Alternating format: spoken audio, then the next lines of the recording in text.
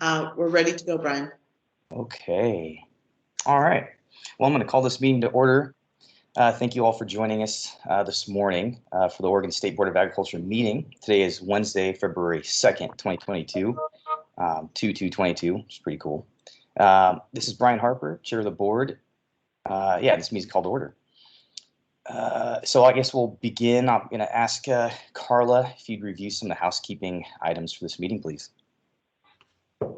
Good morning, everyone. Would just like to remind folks that we'd like for board members and guest speakers, when they are on the agenda, to have their cameras on. Everyone else, if you would turn your cameras off.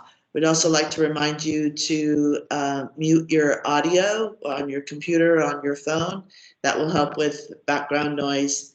And if you are looking for any of the pre-meeting materials, those are found on our website at oda.direct/board-agriculture.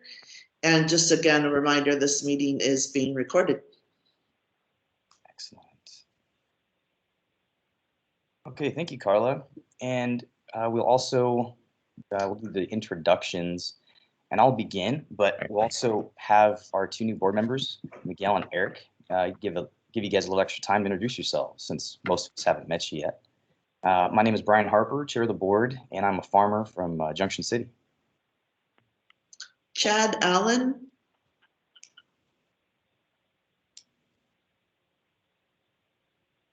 Barbara Boyer. Good morning, Barbara Boyer, and I have the pleasure of sitting here today as the chair of the Soil and Water Conservation Commission. And I look forward to hearing about our two new board members today. Chante Johnson.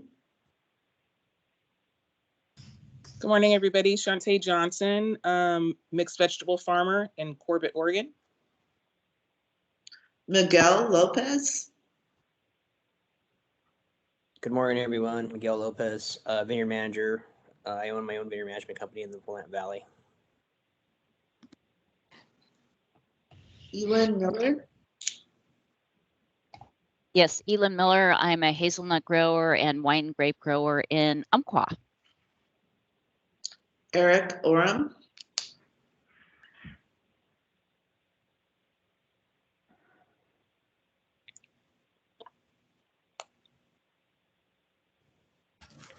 There we go. Sorry, Eric Auram, and I farm in Morrow County, wheat, hay, livestock. And do you want us to go into depth now, or are you going to wait till the end for a little bigger, a little more? I'd say go for it right now. Okay, I'll make it quick. So my wife and I and our 4 kids, we farm in Morrow County, wheat, dryland wheat, hay, cattle, and then we also do some custom spraying and no-till seeding. My past board experience, I am a past president of the Oregon Wheat Growers League and have served time on our local co-op at the Morrow County Grain Growers, and am currently on the local advisory committee for farm credit, and now newly appointed to the Oregon Ag Board. And that's just a quick rundown of what I do. So thank you. And I'm happy to be here today and look forward to it. Luisa Santamaria. Good morning, Luisa Santamaria. I'm a public member and part of Oregon State University Extension. Randy Zabati. Good morning, Randy Zabati, farmer in Ontario, Oregon. Happy to be here, and I'm glad I'm not the complete newbie anymore. Josh Zielinski.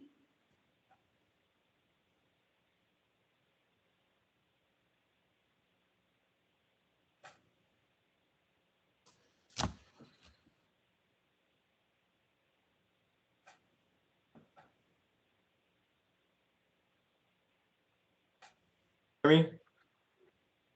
Yes. Hi, this is Josh from Alpha Nursery in Salem, Oregon. I'm a board member. Dean Sams. Hi, everyone. I'm Alan Sams. I'm the Dean of Agricultural Sciences and Director of the Oregon Agricultural Experiment Station here at Oregon State University, and I'm ex officio. And Director Taylor. Good morning, Alexis Taylor, Director at ODA, and I'm also an ex officio member.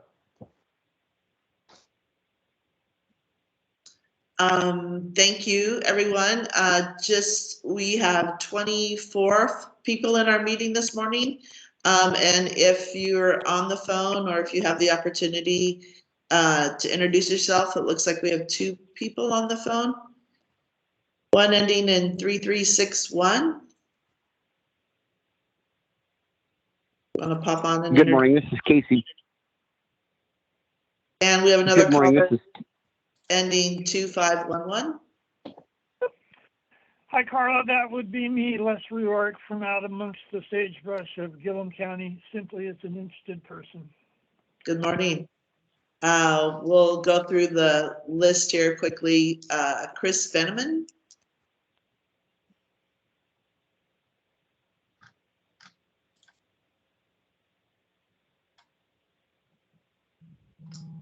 Carla, maybe for the folks on, if they just want to drop their info in the chat, that might be to expedite. Sure, you bet. That's everyone this morning. Thank you. Thanks, Carla. So want to note that public comment is scheduled for 10:45.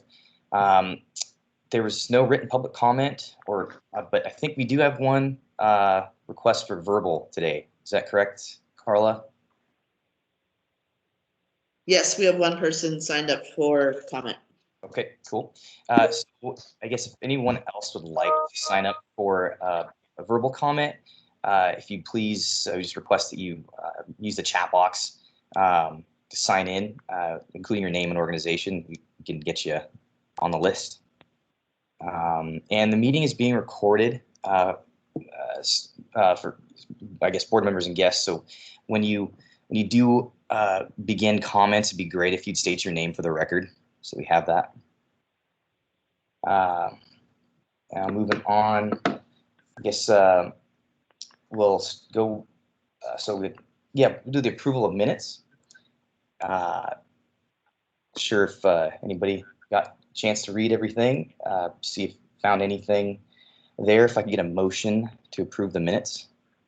Elin Miller, I move to approve the minutes as presented. Okay. Barbara Boyer, seconds. Thank you, Barbara. Is there any discussion? All right. Seeing none, all those in favor of approving the minutes as posted, say aye. Thumbs up. Aye.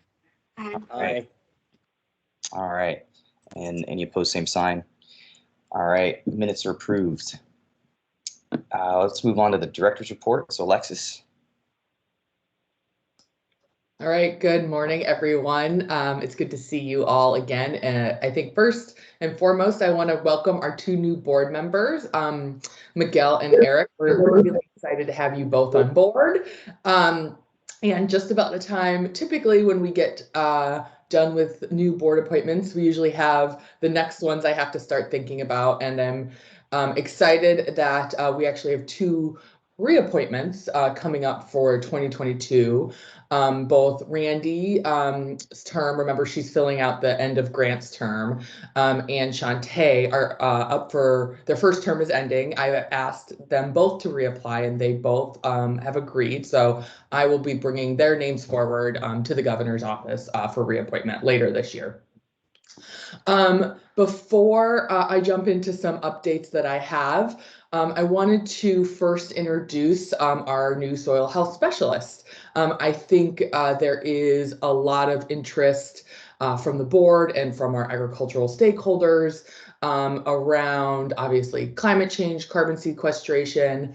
For our new board members, this was actually a position we requested new in the 21 legislative session as part of our budget, and we received, and so we're really excited.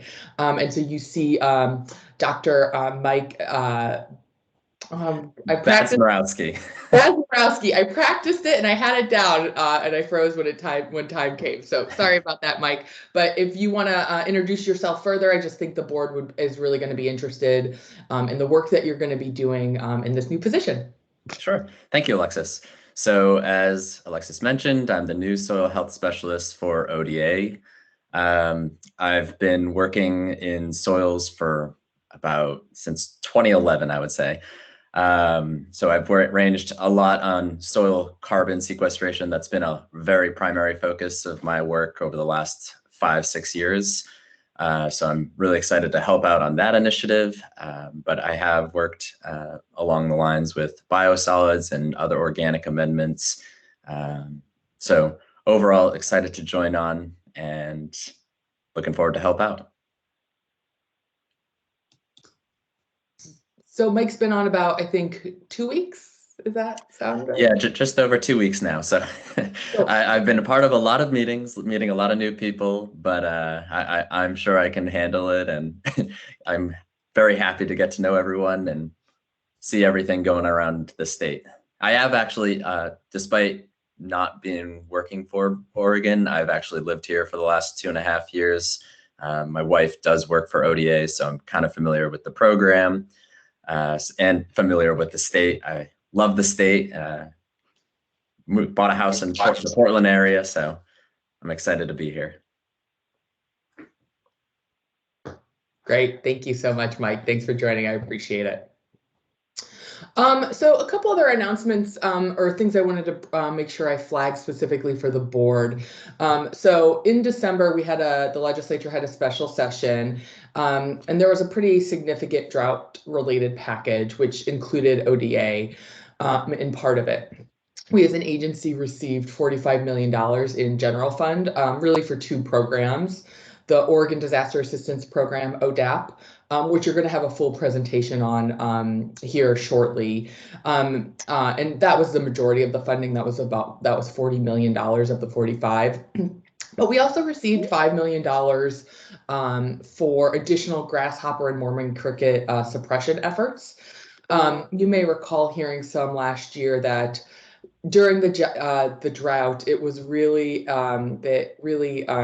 exasperated our grasshopper populations, putting even more pressure on those drought-impacted range and forage lands. We estimate, I think, about approximately 10 million acres that were economically infested with grasshoppers in 2021.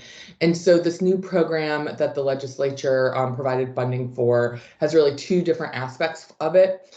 The first is some on-the-ground survey work, which we received some additional limited seasonal staff to go out and do that survey work.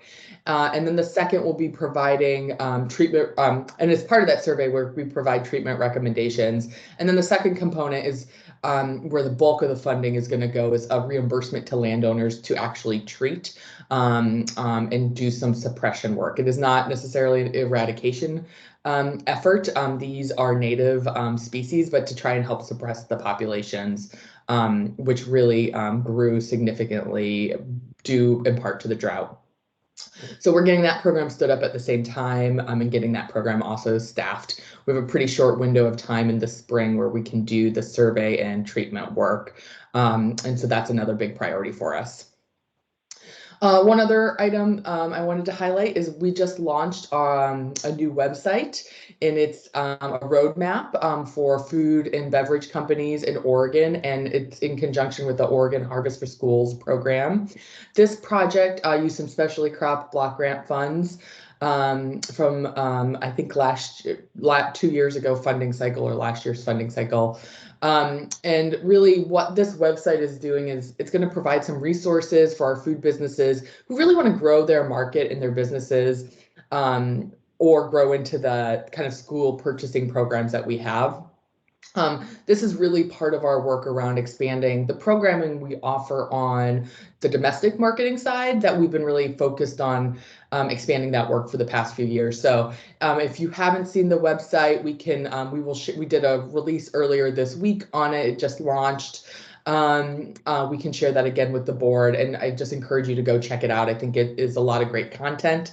One of the things that was really interesting as we started thinking about this project is just going to, a local, maybe grocery store. It might take my staff who understand how to navigate that 15 minutes to get to the right place to connect to, oh, here's how I submit that I have a product I want to try to sell into a, New Seasons or Market of Choice.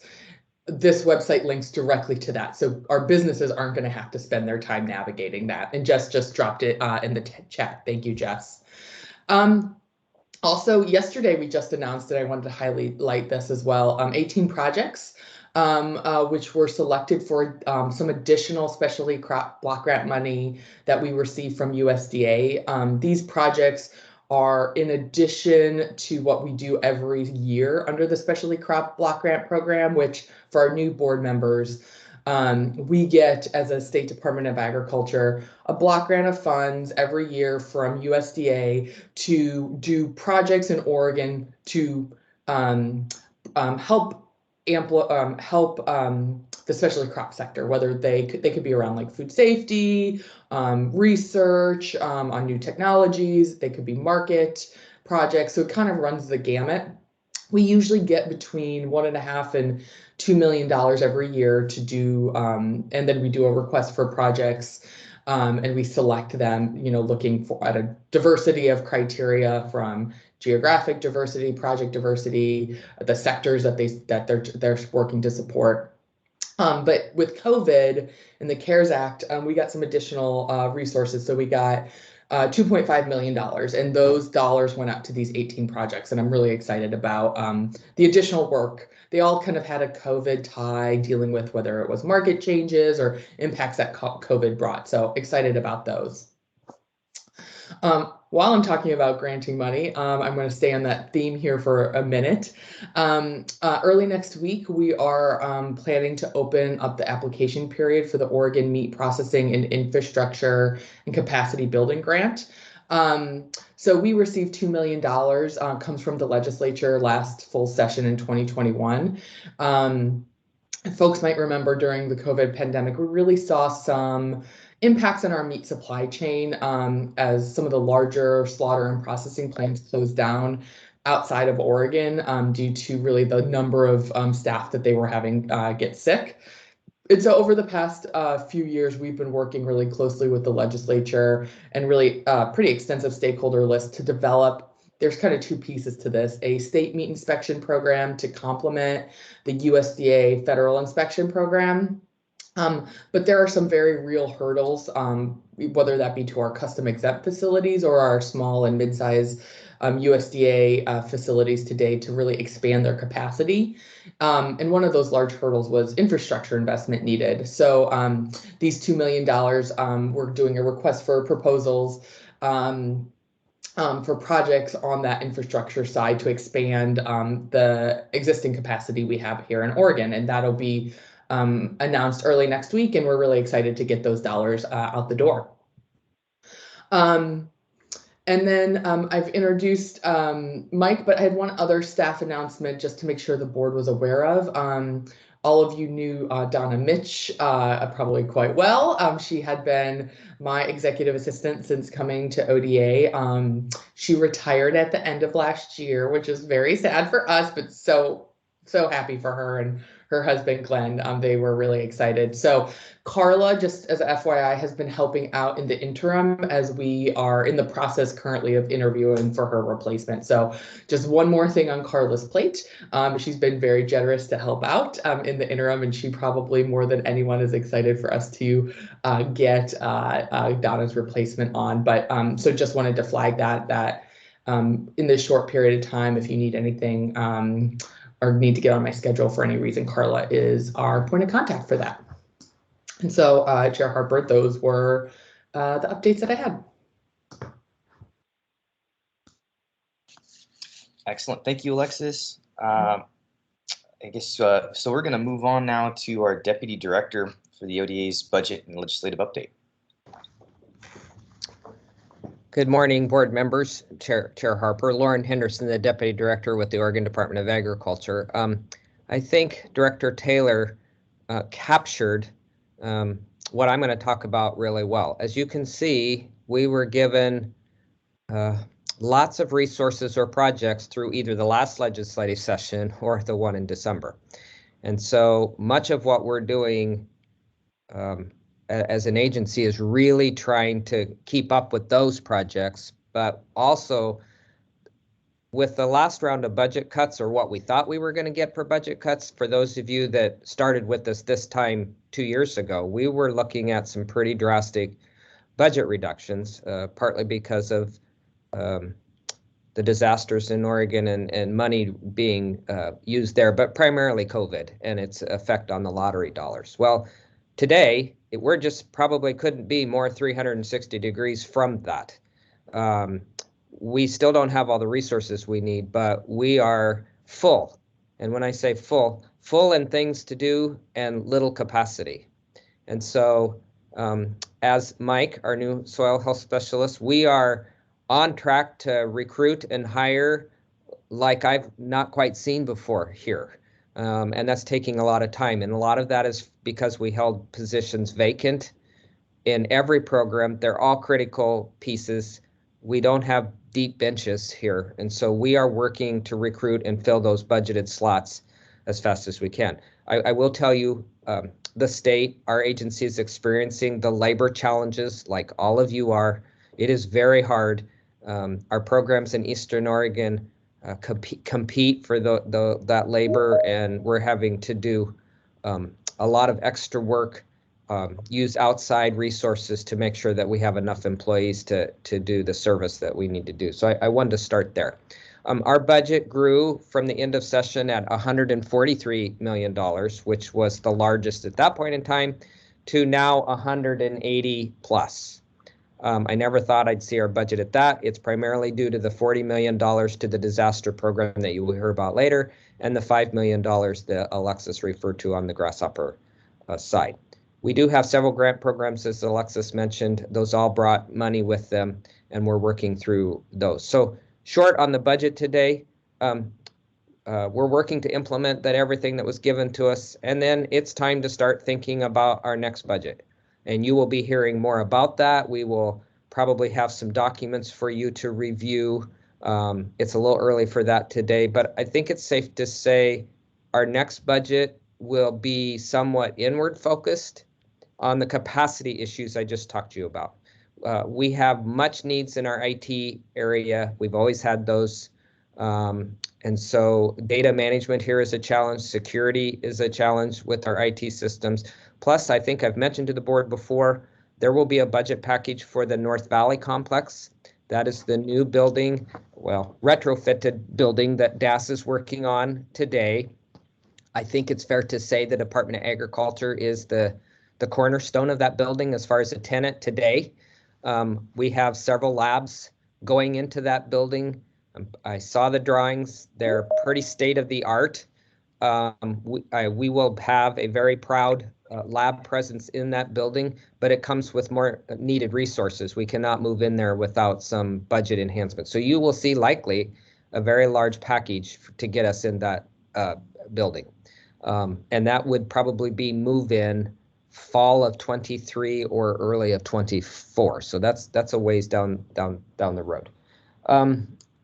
Other things, I think it's just working with our programs to look at areas where we're only one deep and maybe need additional capacity. That's probably every program that we have here, frankly.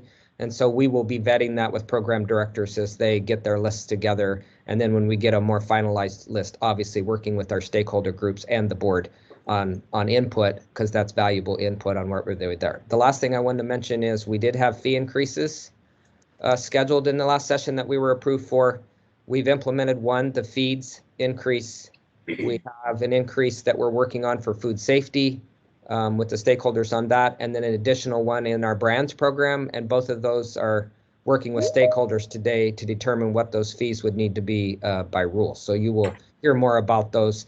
Those are planned fee increases, and ones we've talked to, we just now need to implement them with the statutory authority we were given the last time. Those are much needed fee increases to keep those programs going. Switching to the legislative session, it's February. Short session started yesterday. It's 35 days long. And so we will be involved in all things February. Agencies are not allowed to have bills. So we're really reacting to bills that were introduced. For the most part, for us, we're tracking 25 to 30 bills.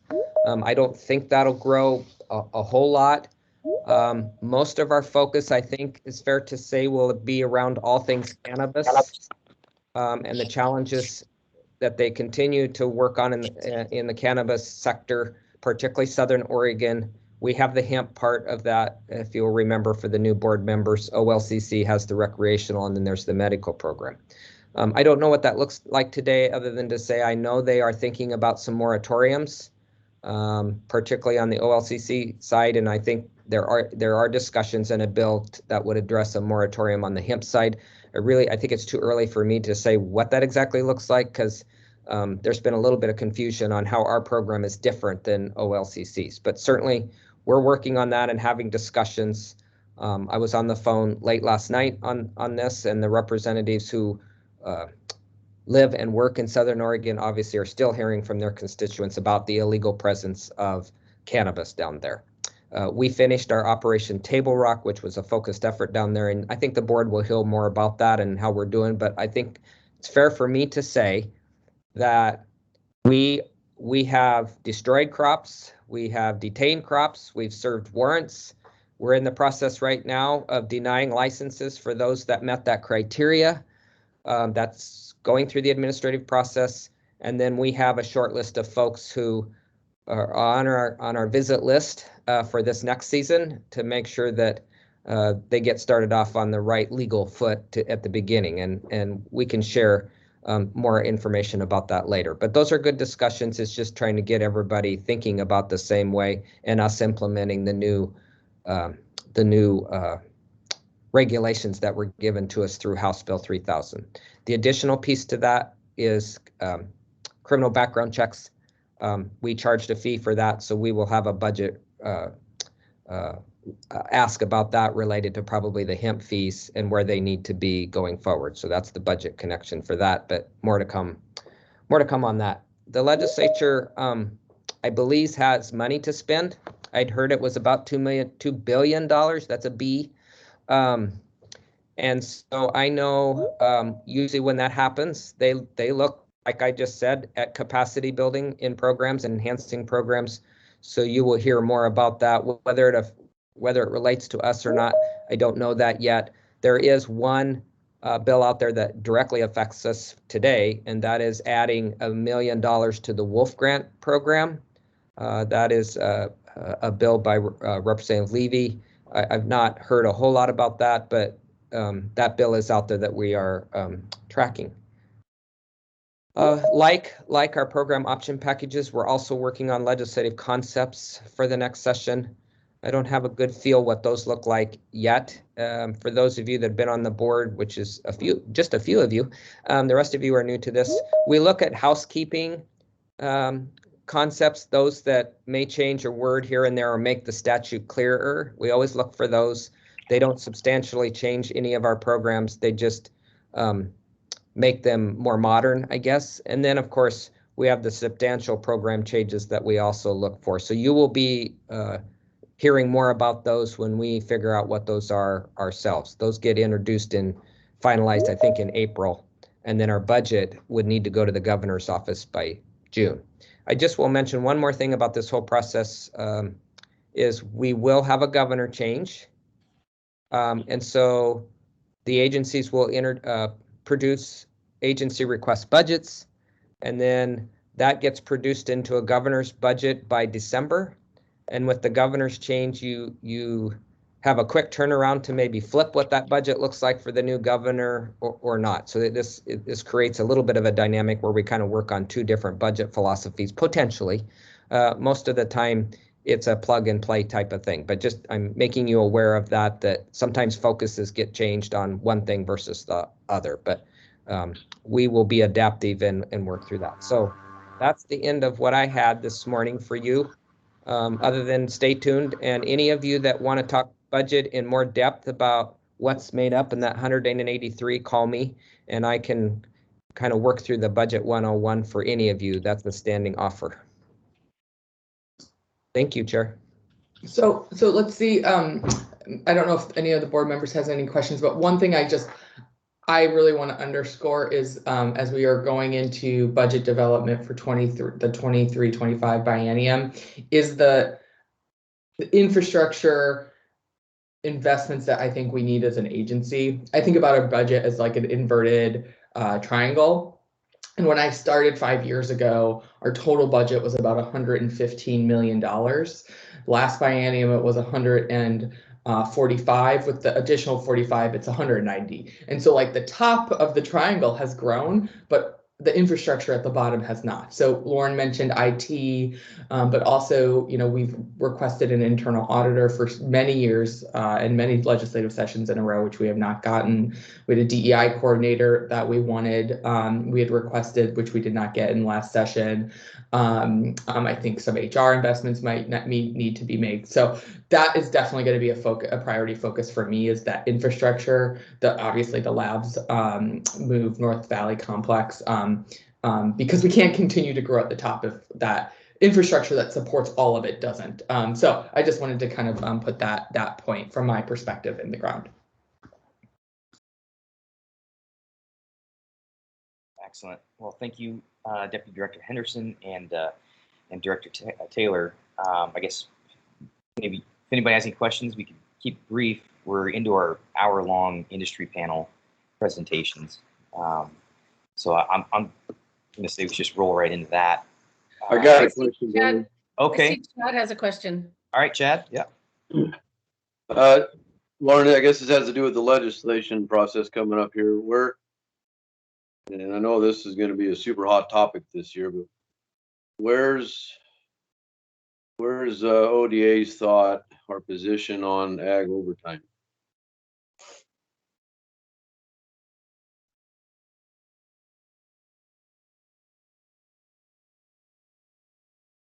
So just for clarification, because that's a great question. So our departments during the session, we're neutral on legislation, and you know, our job is really to provide the information about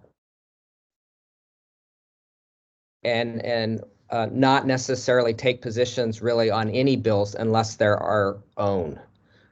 We have been and had conversations, I know, about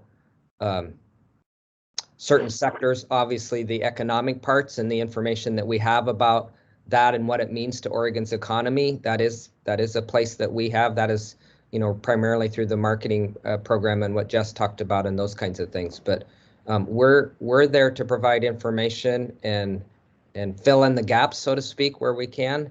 And I know that's probably a less than desirable answer. You're right, it is a hot topic, and I'll bet you're going to hear about that in the industry panel coming up.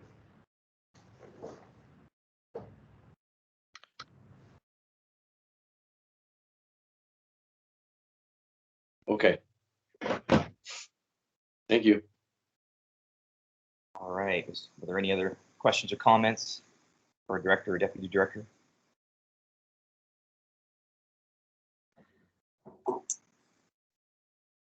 All right. Well, we're going to move into our industry panel presentations. We have 16 organizations scheduled to provide comment this morning, and each organization will have about 4 minutes to provide comments. The order of the presentations will be in alphabetical order by name. So I'm going to list, well, I'll read them off and the presenter, and I'm going to do them in groups of 4 so we can kind of march through it pieces of time. So our first presenter will be Mike Doak, and I apologize if I butcher any names. I'm really sorry, by the way. Mike Doak with the Columbia Gorge Fruit Growers. Alice Morrison is next with Friends of Family Farmers. We'll have Peggy Lynch with League of Women Voters of Oregon. And then we'll have Jan Lee with the Oregon Association of Conservation Districts. So Mike, you'll get to start us off. Great, thank you so much. I'll try to be brief. I haven't been to one of these before, so I'm not sure exactly what you're looking for, but let me tell you about the Columbia Gorge Fruit Growers. We represent the pear growers in Hood River County and cherry growers in Wasco County, and, you know, the crops in between, along with apples. We have 440 growers, farmers who are members of our association. We're a nonprofit. We support many of their efforts, including legislation. You alluded to ag overtime. That is certainly a big issue for us. I don't think this is a forum for me to explain what our concerns are with that, but we are working with BOLI and other state departments and legislators to work on that. One thing about Hood River and Wasco counties I want you to be aware of is when you talk about any kind of compensation for farm workers, we have in these two counties 2/3 of the state's registered labor housing. That is an expensive, that's something that workers get for extra compensation. And whenever you talk about any kind of ag overtime changes or any other kind of compensation changes, the fact that we provide housing is never really considered. I want to note that Oregon has 309 labor camps. 83 of those are in Wasco County, 119 are in Hood River County. If you just look at the numbers, 83 and 119 in Hood River and Wasco counties, those are 200 farms, 200 small businesses in these two counties that are not only producing crops, they're supporting their workforce by providing labor housing.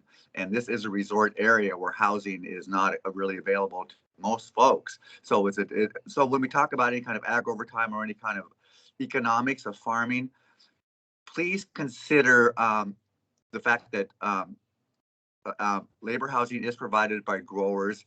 They do that because they have good relationships and often multi-generate relationships with their workers and their families. And it's a compensation that often gets ignored, but it's a critical part of our model here and how it works. We figure it adds about an extra $10 an hour to compensation. So with that said, that's our main issue right now, looking at ag overtime. But I've got to tell you, your staff is great to work with, very responsive. And I just want to let you know that from somebody who has to work with them in a number of ways on a number of projects. They've been very responsive. I don't get tired of their 8 o'clock at night phone calls, but I bet they do. So I just want to let you know that they're on the job. Thank you.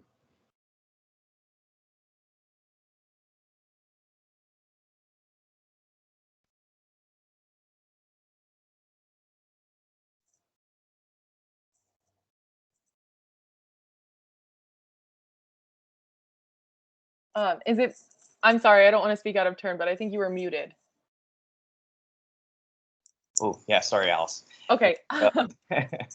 Hi, thank you all. Thank you, Chair Boyer and members of the board for inviting us to speak with you today. My name is Alice Morrison. I'm one of the co-directors of Friends of Family Farmers, or FOF. FOF has served Oregon since 2005 as a statewide policy and regulatory liaison for small and mid-sized, socially and ecologically responsible family farms, and provides curated education and connections to strengthen and promote viability of food systems that prioritize environment, equity, and vibrant rural economies. We actively serve 4,800 farmers around the state in all sectors of agriculture, including livestock, row crops, orchards, and seed production. Now that you've heard a little bit about us, we have 3 priority bills in the 2022 legislative session that we are supporting. The first is SB 1532 and its counterpart, HB 4048. The part of this proposal these proposals that we're most interested in is the direction for OSU Small Farms program to hire 5 additional extension specialists with knowledge of organic practices in various sectors of agriculture. These positions will provide crucial one-on-one technical assistance and education for the farmers that we work with to help them steward their land better and run their businesses better to continue to feed their communities. Our constituents currently use extension resources, including specialists like these positions that are proposed quite extensively, and we would benefit from more capacity in that program in other specialty areas and in extension positions across the state. So we hope that we are in favor of Senate Bill 1532 and House Bill 4048. The second bill that we're prioritizing this session is Senate Bill 1534, which is a proposal to move the natural and working lands and waters recommendations from OGWC forward. This proposal lays the groundwork for climate-friendly agriculture practices to be measured and incentivized. These are all voluntary programs, and we're most excited to get clear guidance for our producers about how the processes will work, what's available to them, and how to get involved. We're also excited to hear about and are in support of moving this process forward with the input of producers in the agricultural community. And so there are My understanding is that there is designated representation for producers in this process, and we're glad to hear that and would love to see what comes next. So we are in support of Senate Bill 1534. And the hot button issue of the day, we've already heard about it a couple times. Friends of Family Farmers is officially in favor of House Bill 4002, establishing agricultural overtime. We know that this is a contentious issue and not without impact for our farmers, but we believe that because of the action of Washington and California, bringing it to a 40-hour threshold and movement toward a more equitable labor market in general, that this shift is inevitable and farmers should be involved in the process of crafting these policies so that they can accommodate the change. So we're working with the coalition and legislators involved to make our farmers' voices heard in the process and find a solution that we can move forward together to a better future for Oregon agriculture. I'm trying to keep it short and sweet. So those are our 3 priority bills. And we will probably take for and against positions on other things as they come up, but those are the 3 we're working the hardest on this session. Thank you so much for inviting me, and that's all I have.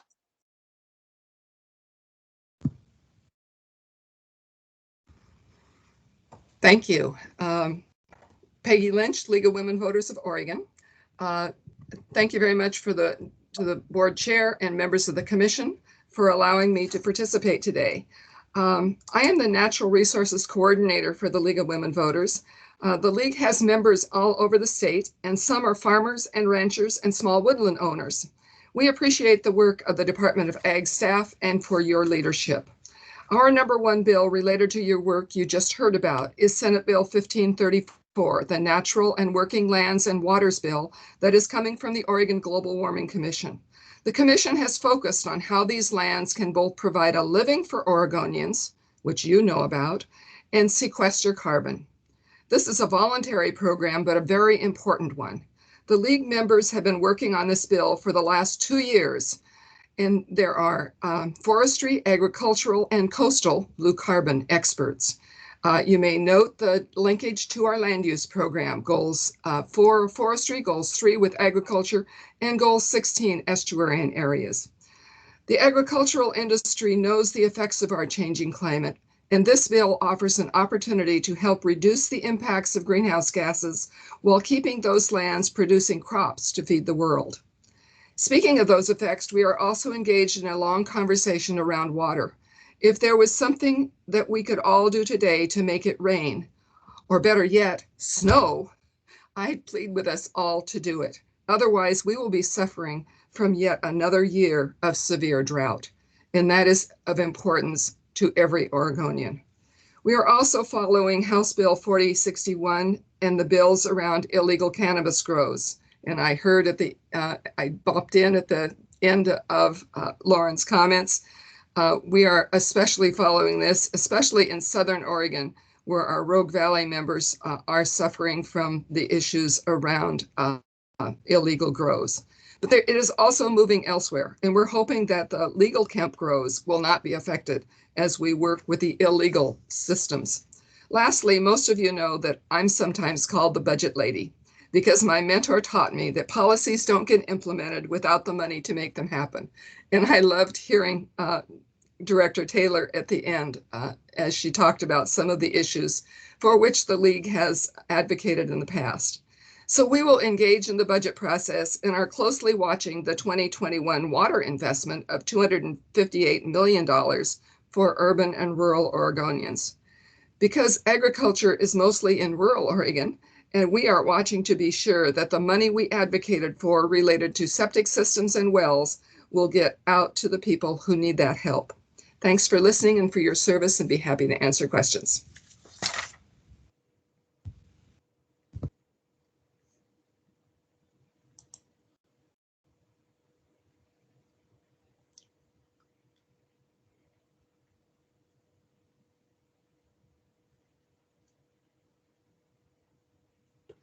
Go ahead, Jan.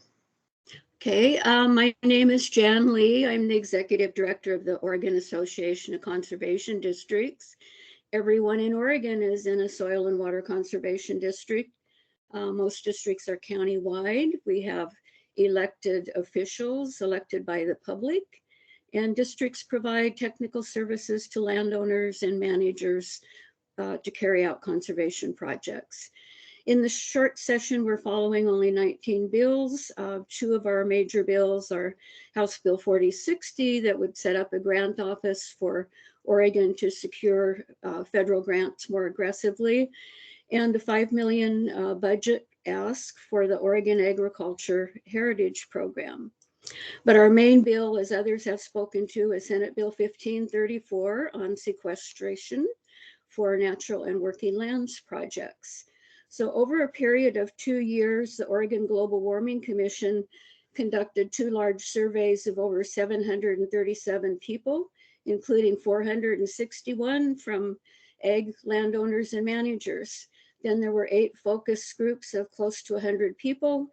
And then the Global Warming Commission held meetings monthly for that period of time. So what came out of the commission was a proposal that many of you have seen that was published last September, and that included recommendations for legislation, and that's how Senate Bill 1534 was formed. The bill creates a voluntary program, as you have heard, and establishes sequestration as a state policy on our natural and working lands, creates an advisory council and an inventory process, and also a workforce and economic study. But carbon sequestration also has a lot of co-benefits. It provides the healthier soils, which can produce more crops, retain moisture, and improve water quality, increase producers' net earnings over time, provide healthier forests to protect our drinking water and habitat for fish and wildlife, and also protection from wildfire. So carbon sequestration is just one more conservation tool to better manage our natural resources to assure that they remain abundant and resilient and still help us maintain our economy. So this bill is important to our districts because districts provide technical services to landowners and managers, and also sometimes funding. And landowners and managers are coming to us requesting help to build resiliency projects and also carbon sequestration in particular. So the need is here now. Other states have these programs in place. The state could really play an important part by adopting this bill and continuing to invest in incentives to cover transition costs and the technical assistance to fulfill this program. So we don't need to continue studying the process after hundreds have already taken part in building that proposal. That's what built the basis for the legislation, and we are ready to go. Thank you.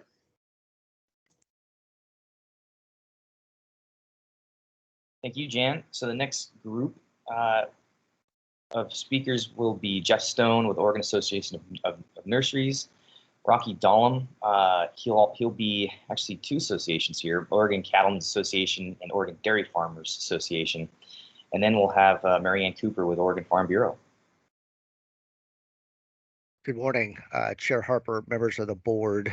I am Jeff Stone, and I serve as the Executive Director of the Oregon Association of Nurseries. You should have in your packet our legislative agenda and some industry stats, but for those of you that have not met me, I'm not a bad person, no matter what you've heard. I mean, some of it's bad, but I'll let you judge yourself. And in my suck-up moment, the staff really is quite remarkable. Whether it's issue with getting product to market, if there's a problem like with Canada or shipping product, you are a very helpful resource in helping resolve those things without lawsuits. They just usually mean conversations. So I just want to give you credit where credit is due, because the relationship that we have, Ag has, with the Department of Ag and its board is unique. So I want to let you know that while you may not feel special, you are. So each and every one of you. But I've been in this job for 16 years and I'm full of crap as much as anybody else. But let's go in to a couple of the big issues. Ag overtime. Clear number one. In the hit parade, there are a couple different dynamics, and I'm not going to take everything from my friends who will come after me, but there are 2 kind of proposals that have weight. One by Representative Paul Holvey, the Democrat out of Eugene, the chair of Business and Labor, has a proposal that would have it be a 40-hour work week, and then you have to pay time and a half after that, with tax credits as a way to try to help with ag, putting that in place. We did an economic study, which we were happy to provide the board. It was a third-party one. We could have picked somebody that wanted to do what I wanted to do, but we wanted to know the truth. What we found is that 40 hours, behavior changes and hours get cut. We're finding that in California right now, as they're phasing theirs in. State of Washington had a derelict dairy that they built a law around. Now they have a bipartisan bill to fix that law.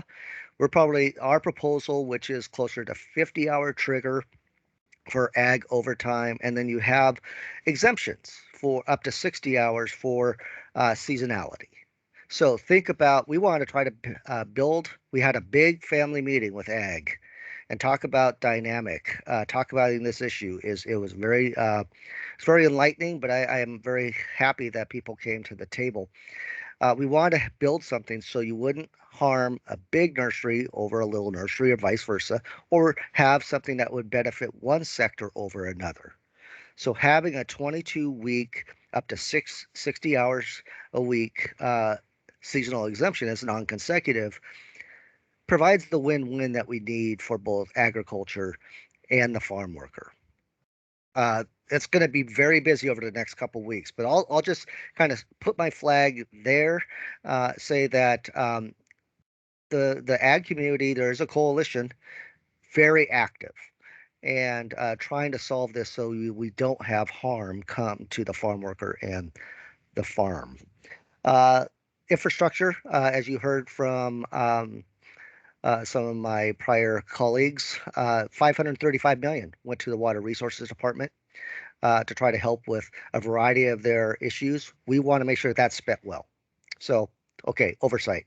Emergency funding. Again, Jonathan Sandow, awesome, has been engaging with the ag community to try to right size who needs the funds the most. Not that everybody doesn't need it, but prioritize is absolutely the right thing to do. Your rulemaking has always been excellent.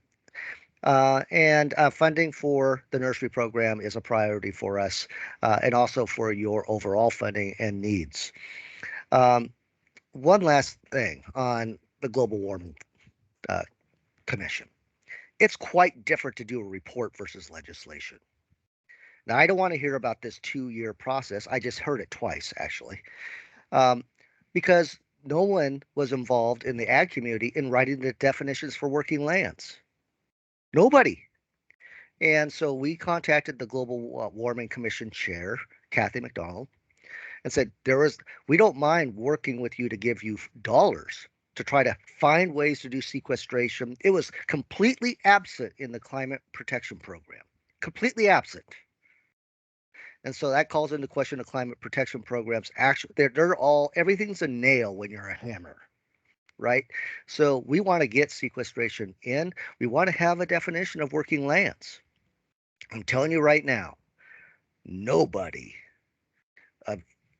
was consulted on the definition language. So we're urging to have that language taken out of the bill and then pass it potentially with dollars that go towards the Global Warming Commission to try to help resolve this issue. I'm a little fiery about that because it seems like there was a 2-year process and I'm just bitching about it now. Absolutely not, sir and madams. Nope. And so I'm happy to answer any questions. I get fired up at this meeting. I like it. So I may never be invited back, Chair Harper, but I will remain here to answer any questions that you might have. Thank you, Joe. All right, Rocky. Thank you, and for the chair and the board, Rocky Dahlem. I'm at Tonkintorp. I represent a number of organizations, but for this purpose, Oregon Cattlemen's Association, Oregon Dairy Farmers Association. Just give you some big themes first, and most of you on the board and others are aware of our organizations, but not to take a shot at Mr. Stone, but if you combine the products from the cattle industry, both beef and dairy, we are the #1 agricultural sector in Oregon. the dairy farmers, we have just less than 200 family farms. In fact, we've lost about 5 to 10, I think, over the last several years. So we're seeing a reduction in the number of family dairy farms that are run in the state. And on the cattle front, the same. We have about 1,300 members that represent ranches all across the state as well. And I think the big thing that I'd like to share, that I know many of you know as the agency that's the advocates for agriculture, is that I think one of the prior speakers talked about socially and ecologically responsible. Our members are the stewards of the land, have been stewards of the land for a long time, whether that's conservation projects, working on water quality with the department, folks like Jan and soil and water conservation districts. And we've also been the ones who've taken up a lot of the burden of new wildlife management and conservation requirements at the state. And the same on the labor front. I know you're going to hear a little bit from me and others continually about ag overtime, but I would just ask that the board take a moment to recognize that being a farmer or a rancher in Oregon has become incredibly difficult and expensive. And oftentimes, at least in our world that happens to be adversarial across the virtual street at the Capitol, is focused on what we don't do and what we need to change. And I would hope that more Oregonians take the time to thank farmers and ranchers for the burden that they carry. We know that there are other states and certainly other countries that don't have the type of environmental practices and labor laws and regulatory regime that we have. And the people that allow me to do this work and pay my salary are the ones who are footing the bill for that. So I think we need to look back and say thank you, because often we're looking forward for change and we don't stop to recognize how much Oregon's farm and ranch community does. On that front, we have a few things. I'm going to finish with ag overtime to talk about livestock. But you've heard many of the things that we're monitoring and tracking from either organization, dairy and cattle. First and foremost, all hit budget. I think like everybody on this panel recognizes the work that the department has done, but are asking the legislature and the department to continue to support our producers as far as their needs for disaster relief, water infrastructure and water planning. I think we started to make progress in that direction over the last couple of years in the last session, but there's a lot of work to be done, and this group certainly plays a large part in that. On the infrastructure side beyond water, I do want to mention, and Mr. Allen is very active with the dairy farmers as well. There is an effort to begin to study how to improve Highway 6 from a dairy perspective and from our state's dairy economy. Having the route between the metro area and the valley and our Tillamook producers is critical, and Representative Suzanne Weber is introduced House Bill 4053 to start those efforts.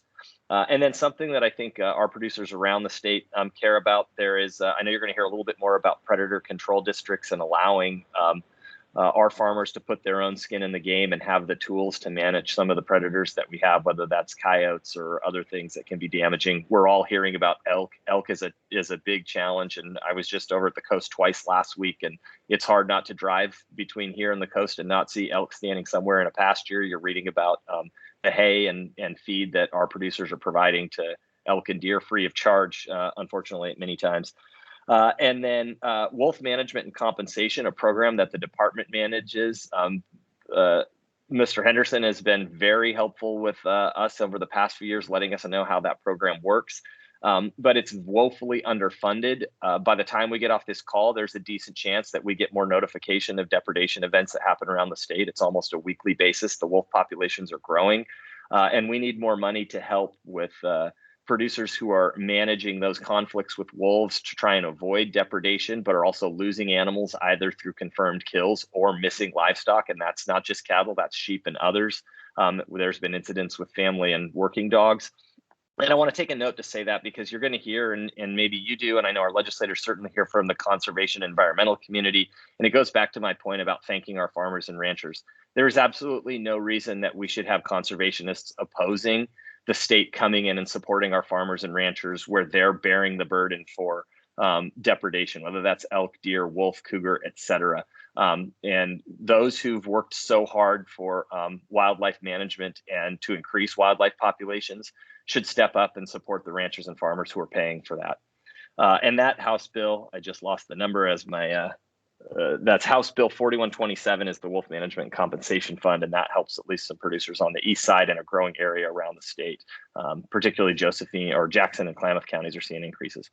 And then finally, ag overtime, you're going to hear about it from everyone up here. So I'm going to give a little bit of the livestock perspective. We recognize, as Mr. Stone and others have painted, that there's a hard conversation. We're urging legislators and all Oregonians to consider where a compromise is. A compromise doesn't mean that a 40-hour threshold arbitrarily means that we've solved issues of the economics of the challenges that both farmers have and that workers have.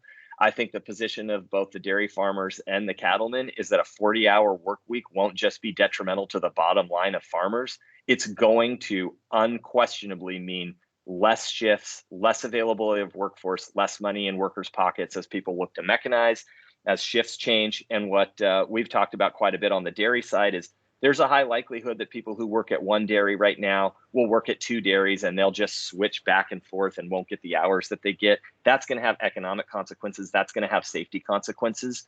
So how can we find a way that we think about what it means for all those who rely on farm income for their pocketbooks?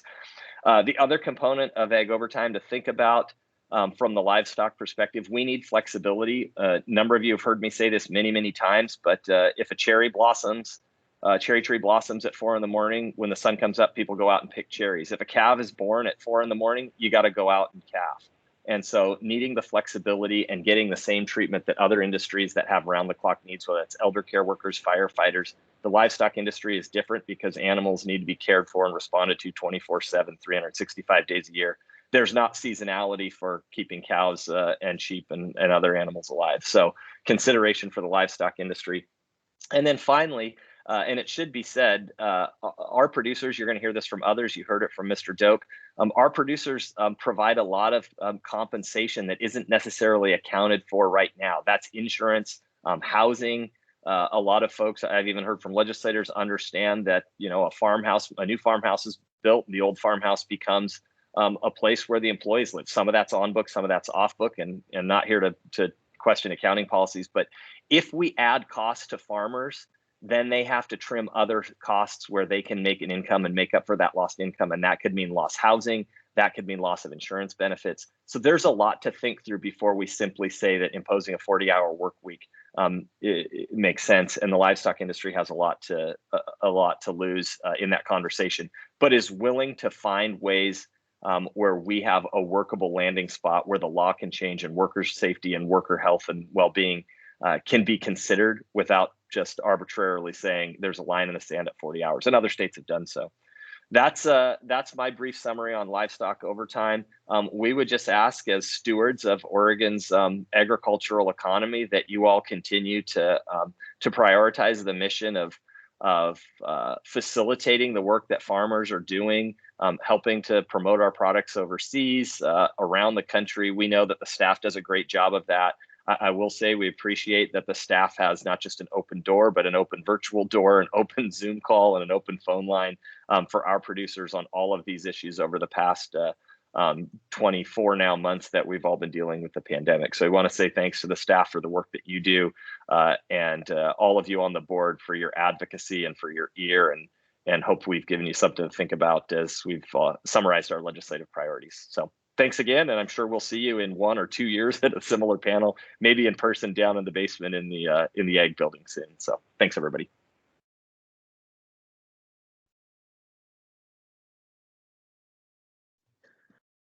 Great. Thank you so much, Chair Harper and members of the Board of Ag. My name is Mary Ann Cooper, and I am the Vice President of Government Affairs for the Oregon Farm Bureau. I see people's stress on their face rising as my colleagues Jeff and Rocky did not do so well at sticking to their 4 minutes, so I will try to get us a little back on track. So we have a number of priority issues this session, but you guys have heard about a lot of them. And I will also, just before I get going, I'll echo everyone's sentiments about how wonderful the department is to work with. And also, I will say, I think a lot of you have changed over since we moved into the virtual world. And so I look forward either virtually or in person to meeting those of you that I haven't gotten to work as closely with before, because you used to see us lurking in the back, and there's a lot less successful lurking virtually. So I'll try to do some direct follow-up. I just want to cover a little ground that others have covered. Obviously, the top priority for us, as Jeff and Rocky both covered well, is House Bill 4002, the ag overtime provisions. I will just say, and I think Rocky and Jeff both said it well, for us, this is about finding that sweet spot between balancing the need to do everything we can to be improving workers' lives and workers' incomes and everything else, with the very real reality that there is a threshold beyond which a lot of ag operators will not be able to accommodate paying overtime, and you will see declines in worker hours, declines in farm employment as folks transition to other commodities, sell operations, potentially move out of state. And so I will say, just plainly, in case it is not clear, we do want a legislative solution. We do want to find that sweet spot. We're just hearing from our worker or from our farmers, you know, we're really 40 hours is really going to be a challenge for us. And so we have to find that place where we are meeting that goal of improving worker lives and also maintaining farm viability in the state. So we want to find that legislative solution. And we are working really closely with all of our partners that you heard from today and legislators to try to find that place where we hopefully find the win-win solution for ag overtime this session. I think you've also heard a little bit about House Bill 1534, the Working Lands Bill. As Jeff had noted, that was not developed in consultation with the ag community. And while we did appreciate the early surveys about our work, I'm getting a lot of calls from people saying, well, why would you support this? It's investing money in carbon sequestration on farms. And if you read the bill, that's just not what it does. It creates some new definitions and creates an inventory that I worry kind of sets us up for failure because it doesn't recognize any of the work that we did pre-2019. And as you guys know, people have been investing in sustainability and carbon sequestration on farms for a decade now, over a decade now. We want to see that work recognized. We want to see money for investments on the ground, and this bill just is not that. And I think it just goes to show what happens when you don't engage the very people you're saying you're trying to help in developing legislation. I will plug House Bill 4080. That is funding for farmers to tax themselves for predator control. That's a priority bill for Farm Bureau when we tried to get across the finish line in 2021. As Rocky noted, we are also supporting increased funding for wolf compensation. And then I think, as you've heard Lauren Henderson talk a little bit about, we have been engaging closely around the hemp problem. We are very horrified by what we're seeing, particularly in Southern Oregon, with the amount of illegal grows, illegal water use, illegal activity, human trafficking that's happening down there. We want to find solutions to those problems, but we want to make sure that very well-intentioned attempts to find solutions to those problems are not causing other problems for either legal hemp or other agricultural commodities. So we've really been engaging to say, yes, we're here to solve the problem, but let's make sure that those solutions are surgical and are really going to solve the issue of illegal grows. So you'll see some, hopefully similar to that, engagement from us this session. And we've already, I think, had very good conversations and getting some of the bills where we think they hit that sweet spot on both the water side and the hemp licensing side. So with that, I will say we have, for those of you that are farmers, please sign up for our action alerts and our voter voice system, and you can see kind of our full legislative preview there. But with that, I will end and hopefully get us back on track. So thank you very much for having me today. All right, thank you. Next group will be Courtney Morin, Oregon Industrial Hemp Farmer Association, Amy Wong, Oregon Organic Coalition, Ann Johnson with Oregon Seed Association, and then April Snell with Oregon Water Resources Congress. Courtney, you're up. All right, hello everyone. Board, thank you so much for inviting the Oregon Industrial Hemp Farmers Association to present today.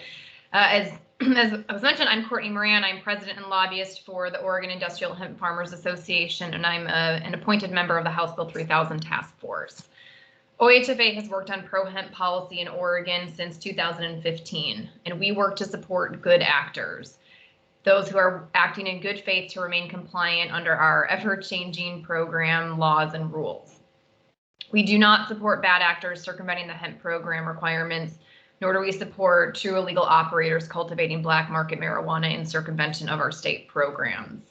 And I mention this specifically just because of the issues that have been presented to the legislature over the last several months and the large focus that happened during the 2021 session, and of course, this 2022 short session. So this session, OHFA does not have any of our own bills that we are out there advocating for, but we are tracking several bills that will have significant impacts on the hemp program if they're moved as they are. So there are a few bills that are coalition, and I mean a broader coalition of multiple different associations, not just OHFA, but all relating to hemp program participants. So we support Senate Bill 1541, which provides increased funding for law enforcement to address illegal cannabis activity. We support House Bill 4074, which is also provides for additional support of victims of human trafficking, for ensuring compliant laboratory tests with the Department of Agriculture and providing other adjustments to the cannabis programs and some additional funding.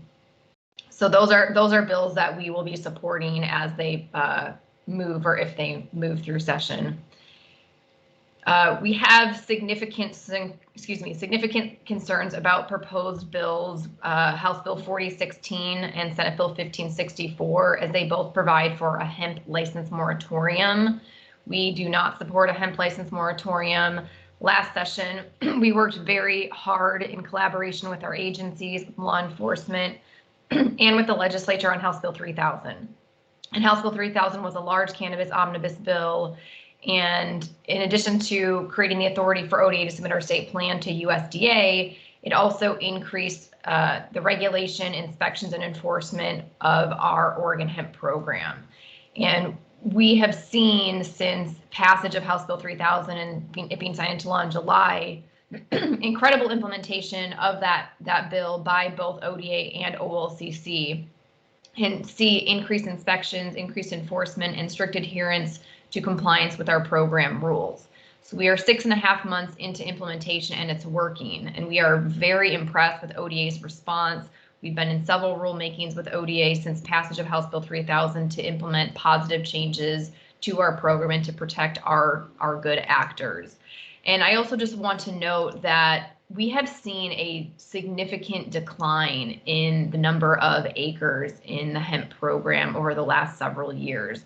There was actually an 88.6% decline in the number of acres between 2019 and 2021. And so there is no need for a moratorium on licenses. We're already seeing a decline, and the proposed rationale for stopping illegal activity really doesn't logically flow with the way that these bills have been drafted. So again, we have issues with the proposed hemp moratorium. We did hear this morning from Representative Wallen in the House Economic Recovery and Prosperity Committee that she is proposing to pull the language on the hemp moratorium, and there is already an amendment on 4016 to remove that language. We also have concerns with the hemp lien language that's included in House Bill 4016 and Senate Bill 1587. Currently, the way that the liens language is drafted, it's too broad. It really does not provide for proper due process. And we want to make sure that the knowing element is really focused on that a landlord who has, no idea that illegal activity is being conducted on their property, that they're not being penalized or punished, and only those that are either helping to facilitate or are aware of that illegal activity or become aware and don't do something about it would potentially have these additional serious consequences. And so again, Rep. Wallen also noted this morning in the House Economic Recovery and Prosperity Committee that she will be introducing an amendment to remove the hemp lien language. That amendment is not yet posted, and so we have not yet seen that, but look forward to that coming. In regards to House Bill 4061, the water bill, discussions are continuing. We actually have a broader meeting this afternoon. So we don't see any issue with House Bill 4061 as introduced, but understand that there are amendments coming, and so we'll hold off on taking a position on that until we see those amendments. I did want to note, Peggy, I really appreciated your comment earlier that, we are not trying to hurt our good program participants, so thank you for that. And I think that's just really important overall, is that, there's some bad actors out there and there's some illegal activity happening that's resulting in some public health and safety and environmental issues. And we're fully, very equally concerned and want to make sure that's all stopping, but we need to make sure that we're protecting our good program participants who have built up this industry that has made Oregon a national leader. And I just want to conclude by saying, ODA, we love working with you. We have since the beginning of our program. We're very impressed with your responses to House Bill 3000, with all the program implementation, the multiple rulemakings that we've been in since July. That's making our program more robust and really protecting our program participants that are acting in good faith. So we appreciate you, and we're so grateful that our program is under ODA. So thank you.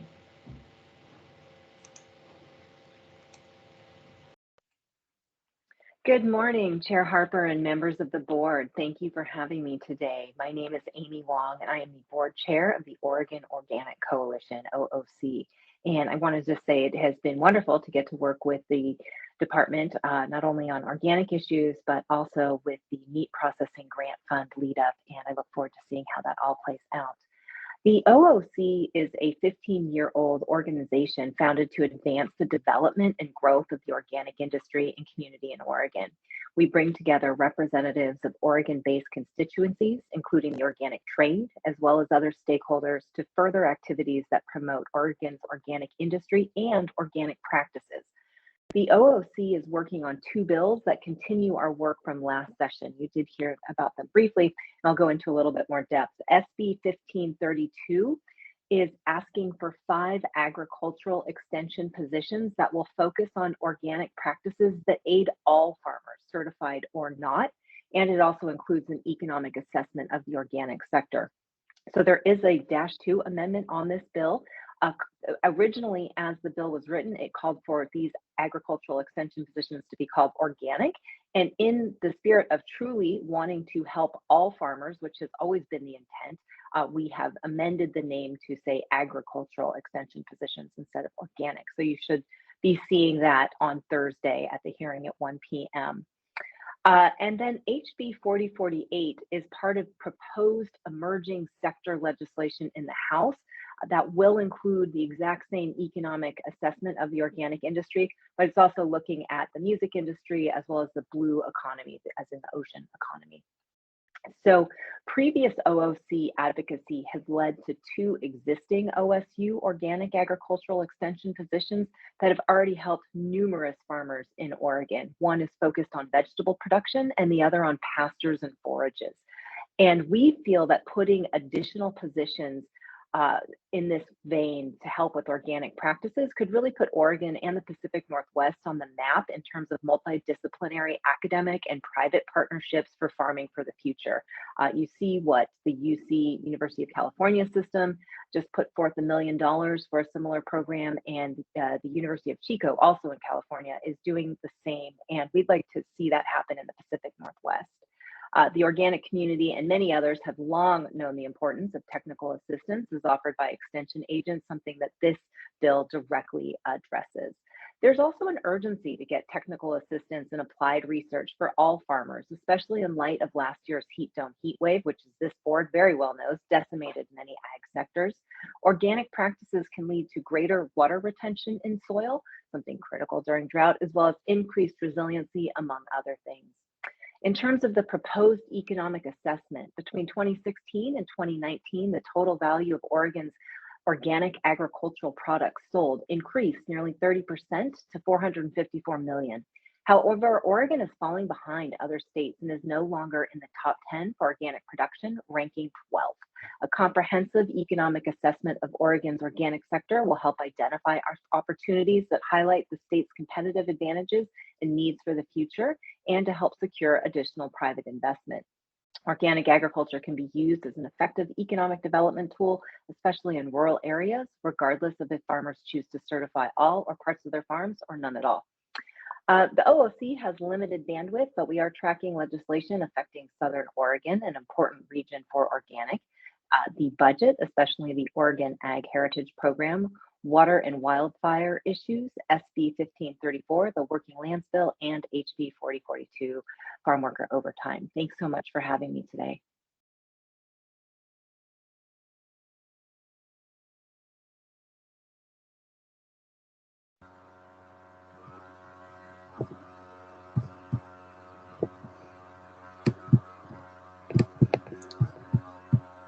Can you hear me?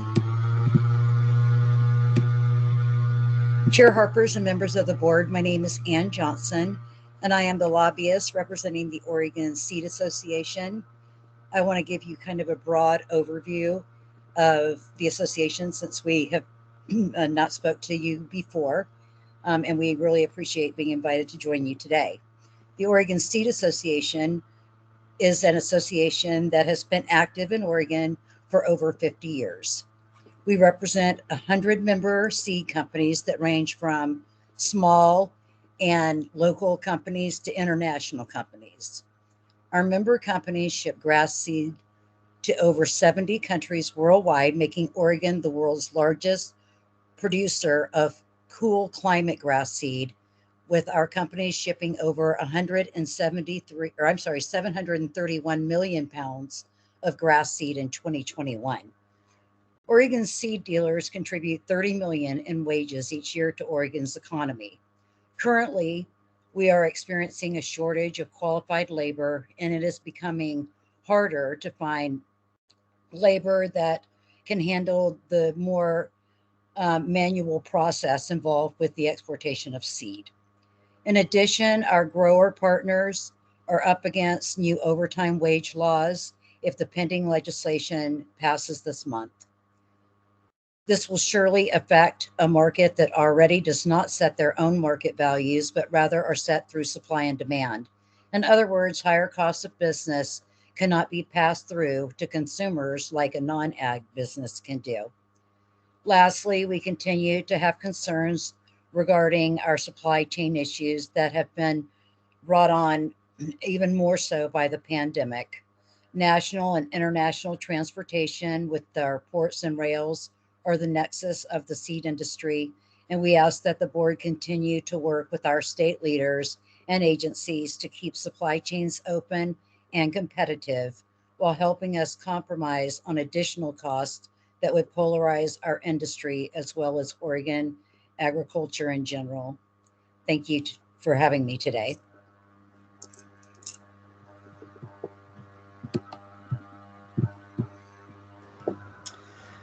Good morning, Chair Harper, members of the Board of Agriculture, Director Taylor. My name is April Snell. I'm the Executive Director of the Oregon Water Resources Congress. We're the association that represents irrigation districts, water control districts, drainage districts, and other similar entities who primarily are charged with delivering water for agricultural purposes, including to farmers and ranchers. Our association is one of the oldest in the state, founded in 1912, and in all deference to my colleagues, without water, none of your commodities would be possible. That's a running joke that we have with some of my friends. So in an effort to get us back on track, I won't dive into any of the bills. I think you've heard enough of those from my other colleagues. I will, however, highlight one, how much we appreciate the work of Director Taylor, Deputy Director Henderson, and Jonathan Sandow, particularly in the disaster relief package. And as you've heard, we all should be hoping and praying for a lot of precipitation, particularly snow, because I'm not feeling very optimistic about this next summer. We can hope that we will have better conditions looking forward, but I do think that reoccurring drought and extreme weather events are going to be something that we are needing to tackle in ways that we never have before. I look forward to working with your staff and others as we potentially craft packages to help, as well as looking at how our member districts and the farmer ranchers they serve can take advantage of the federal infrastructure dollars that are out there and ensure that the scarce state resources are invested in a way where we can see the results in Oregon and on the ground. I will offer, as we look past the legislative session and past the pandemic circumstances that we've been living under for the past 2 years, we are looking forward to being able to do tours in partnership with some of our other agricultural associations. And in the absence of a formal tour, we're also available to any Board of Ag member that might like to go out and see some agricultural operations and irrigation district infrastructure. We have a lot of different things going on in different places in the state. So with an effort to get you back on track, I will wrap up my comments there, except to say that I really appreciate all of you who serve both on the board and my fellow colleagues. Water and agriculture, There's nothing more important than that, and we have a lot of work ahead of us. Thank you.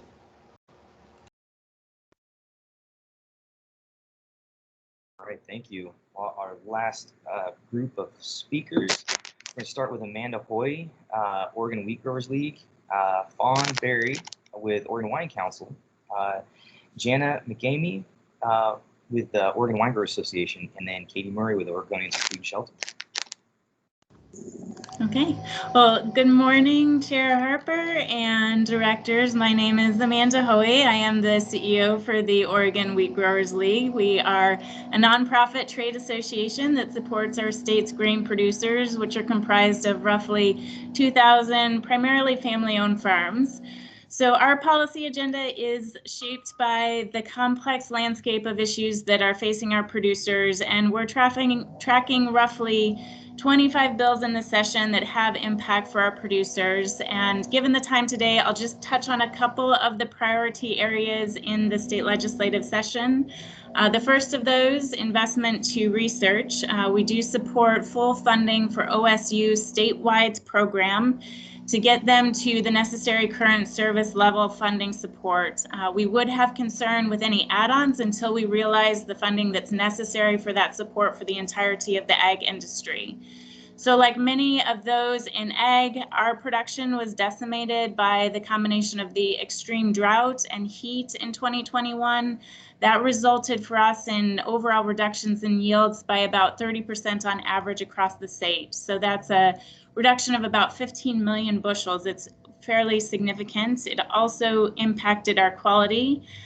We've been facing these issues long term and have spent decades developing and testing new wheat varieties that are higher yielding, more drought tolerant, use our fertilizer more efficiently, and are more resistant to pests and diseases. And the OSU statewide, our research partners, our extension, are really key in that work, both for that research that's conducted and for the extension services on grower outreach for long-term viability. So we do support OSU in its efforts to return those funding levels to the needed base. Our second policy area is related to farm viability.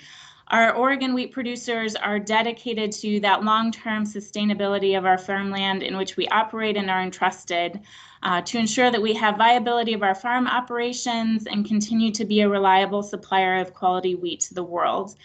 As an aside, I would encourage you to take a look at our website. We've got a Steward Series videos that we released this year, and it includes a feature on one of your own board members, Randy, so a really fun one. And would also echo the comments that Rocky made regarding the need to recognize the contributions of our farmers and ranchers as early innovators and acknowledge the burden that we bear in some of our unique growing environments. So our challenge is in the increasing burden that's placed on our producers on a number of fronts financially. There are proposals in every session that target inputs with additional taxes or restrictions. We've already faced a fourfold increase in some of these inputs, as well as availability concerns for fertilizer and herbicides during some critical seasons. And we really can't sustain that increase and maintain our operations in a way that are both environmentally sound and economically viable. So we do oppose the proposals that would increase the cost of those inputs and or further restrict their access, so meaning fuel, pesticides, equipment, and tires. This year, you've also heard from many of those on the panel about the considerations on ag overtime. Our producers do work those unique hours to plant, manage, and harvest our crops and keep our supply of our products secure. Particularly for wheat, our labor needs are often very seasonal. And while we've seen some states that have crafted these ag policies on overtime that have helped to maintain the viability of family farms and ensure that workers don't lose their livelihoods, we've seen others that have not taken that same pathway. So we do seek a legislative solution that addresses both the needs of farms and farm workers and ensures a strong ag economy. That looks to us like some increase in base hours, as well as addressing some of those seasonality components. And then finally, a little bit of a stretch into this connection with session, but it is an important one for us to note, and that is market access. So through all of our legislative priorities, we do seek to retain and expand that access, as roughly 85 to 90% of Oregon wheat is exported annually. Our top destinations, primarily in North and South Asia, as well as some destinations related to food aid support. And to maintain our markets, we require access to multiple transportation modes to get our wheat to market most cost effectively and in the most environmentally friendly manner. So we support protection of the Columbia Snake River system, as the navigation afforded along that river is the most efficient means for us to move our product. To give you a reference, one standard barge tow down the river takes 538 semi-trucks off our roads. So we need to preserve the system that we have. We also support additional investments into our transportation infrastructure. We do have a number of other policy issues, but I'll end with appreciation to the department, whether we've been dealing with issues surrounding our markets, pesticides or production concerns. The staff, as you've heard from others, is continually responsive. We support enhancing those core programs and the department priorities in that work. And I'll thank you for your time today.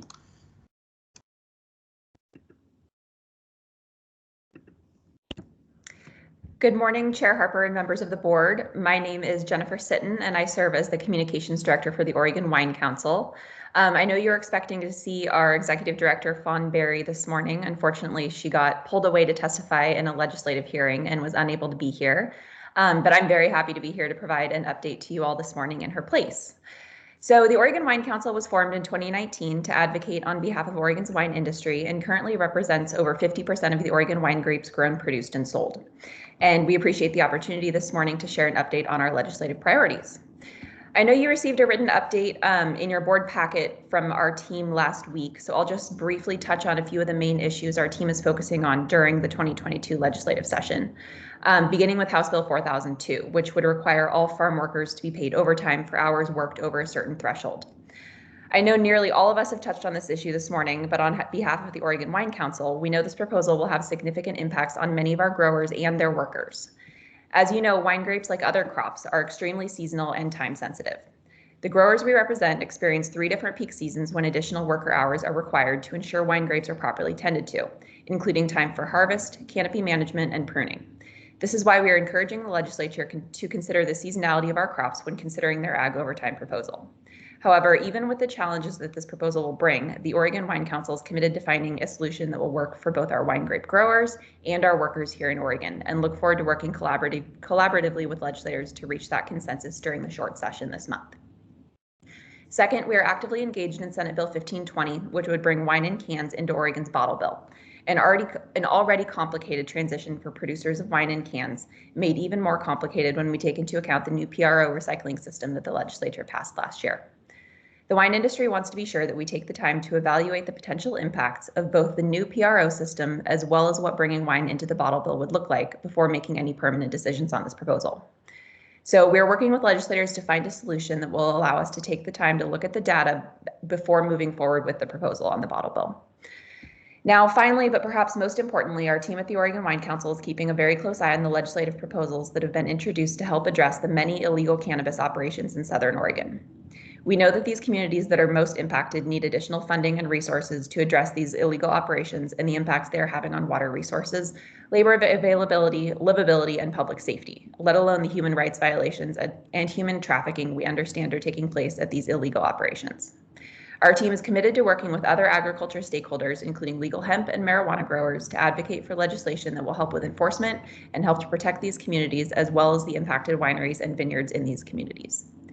Now, there are additional bills that our team at the OWC is continuing to monitor during the 2022 session, but in order to be brief this morning and get us back on time, I will stop there. Thank you for the opportunity to present to you today, and please do not hesitate to reach out to our team if you have any questions.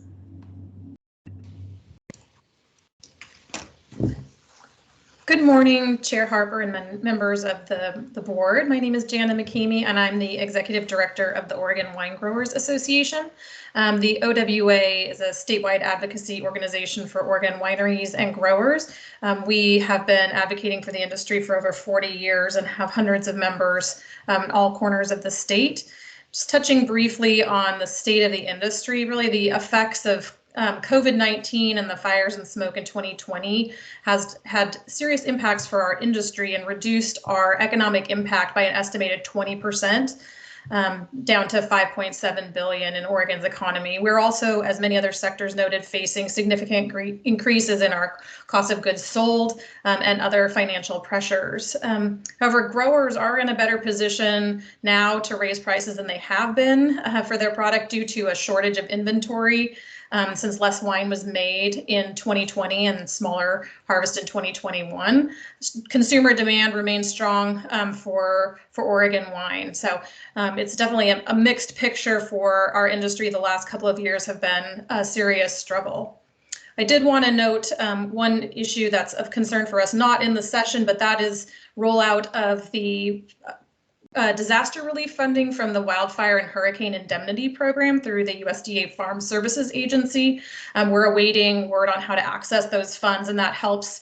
There were the funds approved in the short legislative session, but really that 10 billion is where wine growers are hoping to find some relief for significant losses in 2020. In terms of the legislative session, in a heavily regulated industry such as ours, that is agriculture, manufacturing, tourism, marketing, we are impacted by a wide range of issues. I won't touch on all of them here today, and I don't want to be repetitive with what Jennifer outlined, because we do work closely with the Oregon Wine Council to try to have common positions for the industry where possible. We as well are seeking a legislative solution to the ag overtime issue and think that that's the best place to find a solution that works for Oregon workers and producers. The enforcement of the illegal cannabis grow operations is also a grave concern of ours. Our members are deeply impacted in Southern Oregon, and we are supportive of efforts to increase enforcement and penalties around water theft. We have concerns around enforcement in that region. So we too are working through that process carefully. I did want to note our association is interested in HB 4092, which is a bill to modernize the Broadband Advisory Council. So as they're distributing federal monies coming in from the bipartisan infrastructure law, that would help modernize broadband internet access, particularly in rural areas. This is something that we really support. We have our manufacturing and tasting rooms and sales and also precision agriculture that rely on good internet access, and that is often shaky, as we've all noted during the pandemic. Lastly, wanted to note we are also in support of the OSU statewide request to allocate $2.2 million for the shortfall for those programs to maintain continuing service levels. There are other issues that we are working on in the session, but I will stop there for now. Thanks so much for the opportunity to be here, and thank you to Director Taylor and the great team at ODA for your support for our industry.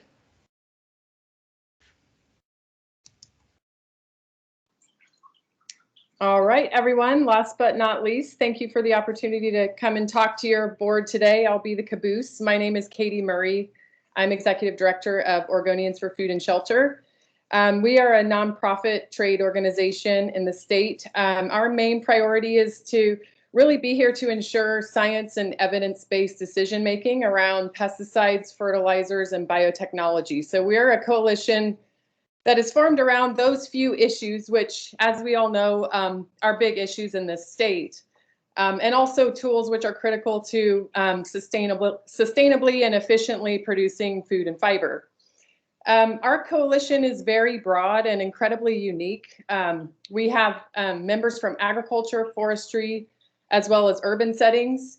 In fact, exactly half of this panel today is part of our coalition membership, and including 6 of our board member organizations. So we're really proud of the fact that we've got such a diverse and broad coalition coming together to really ensure that we can engage and educate on these issues. So much of our capacity in support of our mission is really spent being reactive, given the climate that we have around the state right now and the controversy surrounding these topics. But we also do have some proactive priorities. That includes ensuring that we have support from the university, so supporting the OSU statewides. We've heard about additional add-ons, but what we want to echo, I've heard other people mention this, is that we really want our statewide program to have its continued service level met before we start adding additional programs, especially programs that would not serve farmers of all sizes and production methods across the board.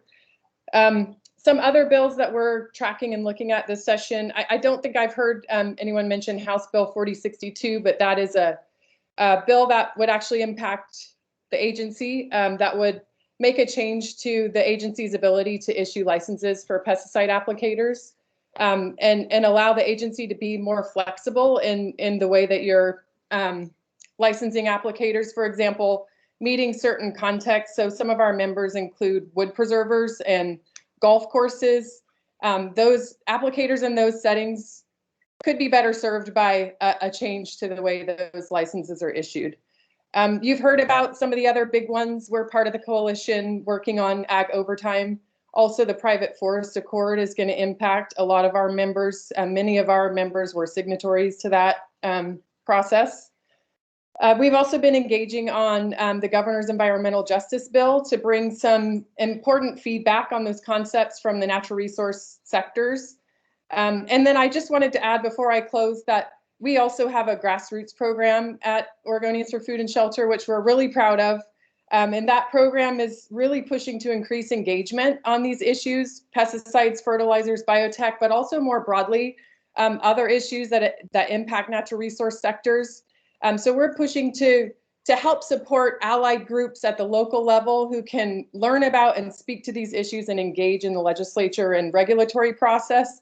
And hopefully that helps to increase the understanding of the connection to the natural resource sector by those in decision-making positions. So I'll stop there. Thank you for the opportunity to come and talk to you today.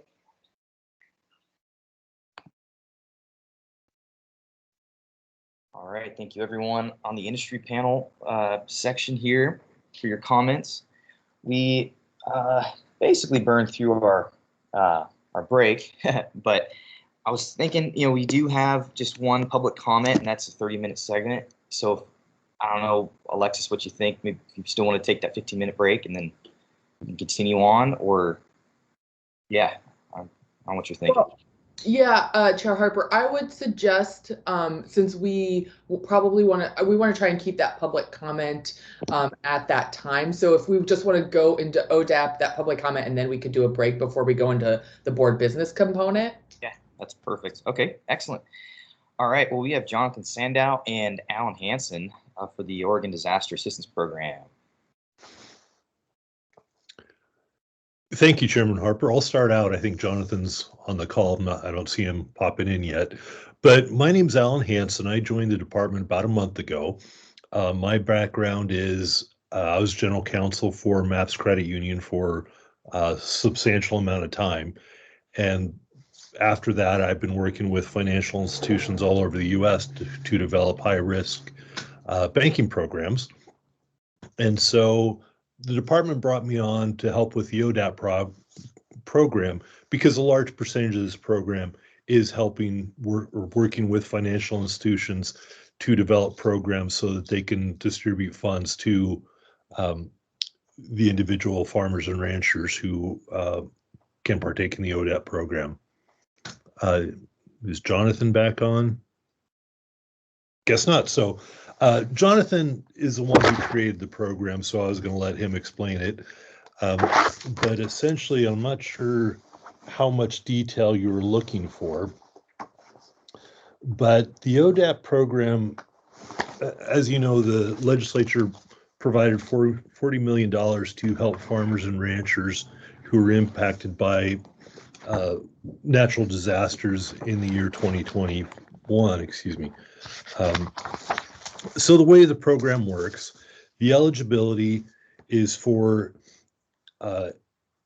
any farming entity, whether it's sole proprietor, LLC, corporation, etc., who suffered a loss if their adjusted gross income is less than $500,000. So we're really looking for more small farmers, not the big corporate farms.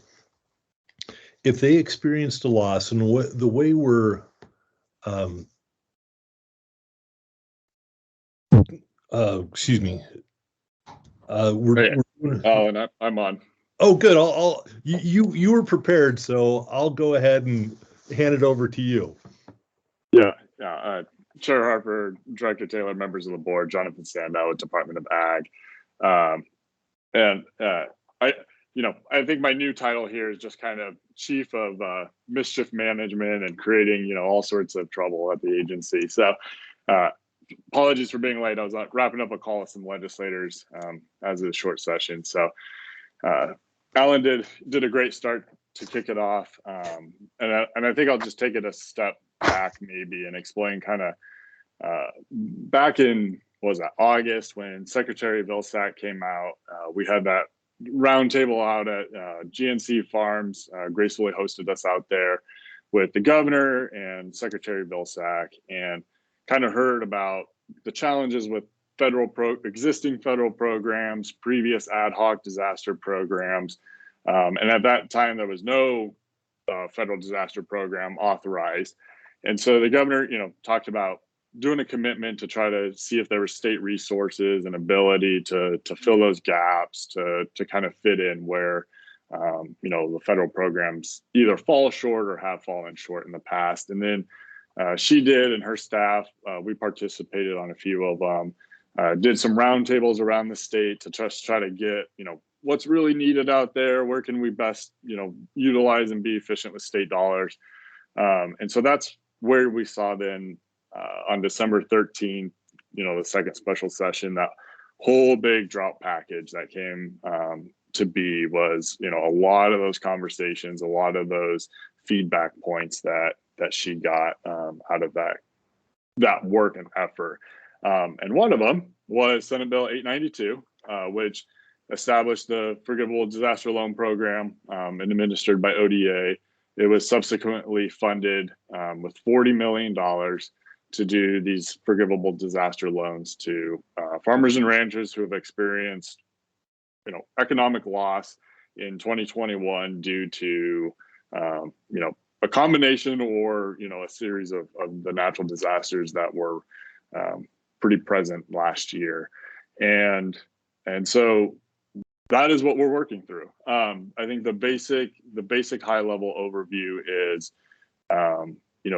the mission was really to try to say, okay, we don't want to duplicate the federal program when it comes. There was a federal program authorized back in September, $10 billion nationwide. USDA is still working on developing that. I think the early conversations are maybe this spring, they'll have that program up and running. It will look like WIT Plus. For those who are familiar with that, it's going to be different. There's different language in there, but that's pretty much how it'll look. So then the state program, right? Don't duplicate the federal dollars. We don't want to, inadvertently, spend, state money where, folks are getting a lot of federal assistance, vice versa. And then also, we had to be really careful, because if we did a grant program, that assistance from the state would show up as income and potentially jeopardize federal eligibility, and it would change that calculus. And so that's why this looks like a loan program, is because that provides us two backstops, right? One, doesn't jeopardize somebody's federal eligibility. Two, if Farmer Sandow over here goes and gets one of these disaster loans, it could help me get then to the federal program. Then I'd get whatever that assistance payment is, and either pay back the state or have a secondary benefit. And so looking about how we can administer this quickly and efficiently, we really said, all right, let's take 17, 18, 19, kind of your gross farm income as what would reasonably been expected in 2021, absent of any major natural disasters. And then we'll take the 2021 gross income, measure it against that, and say, here's your determination of loss. The caveman math is, let's say my $100,000 baseline, I got $50,000 in 21, my loss was $50,000. So that's kind of how that would work, right? 50% loss, $50,000. And then I'd be able to go in for a loan that would bring me up to that 90% level. So I could borrow $40,000 to bring me up to that $90,000.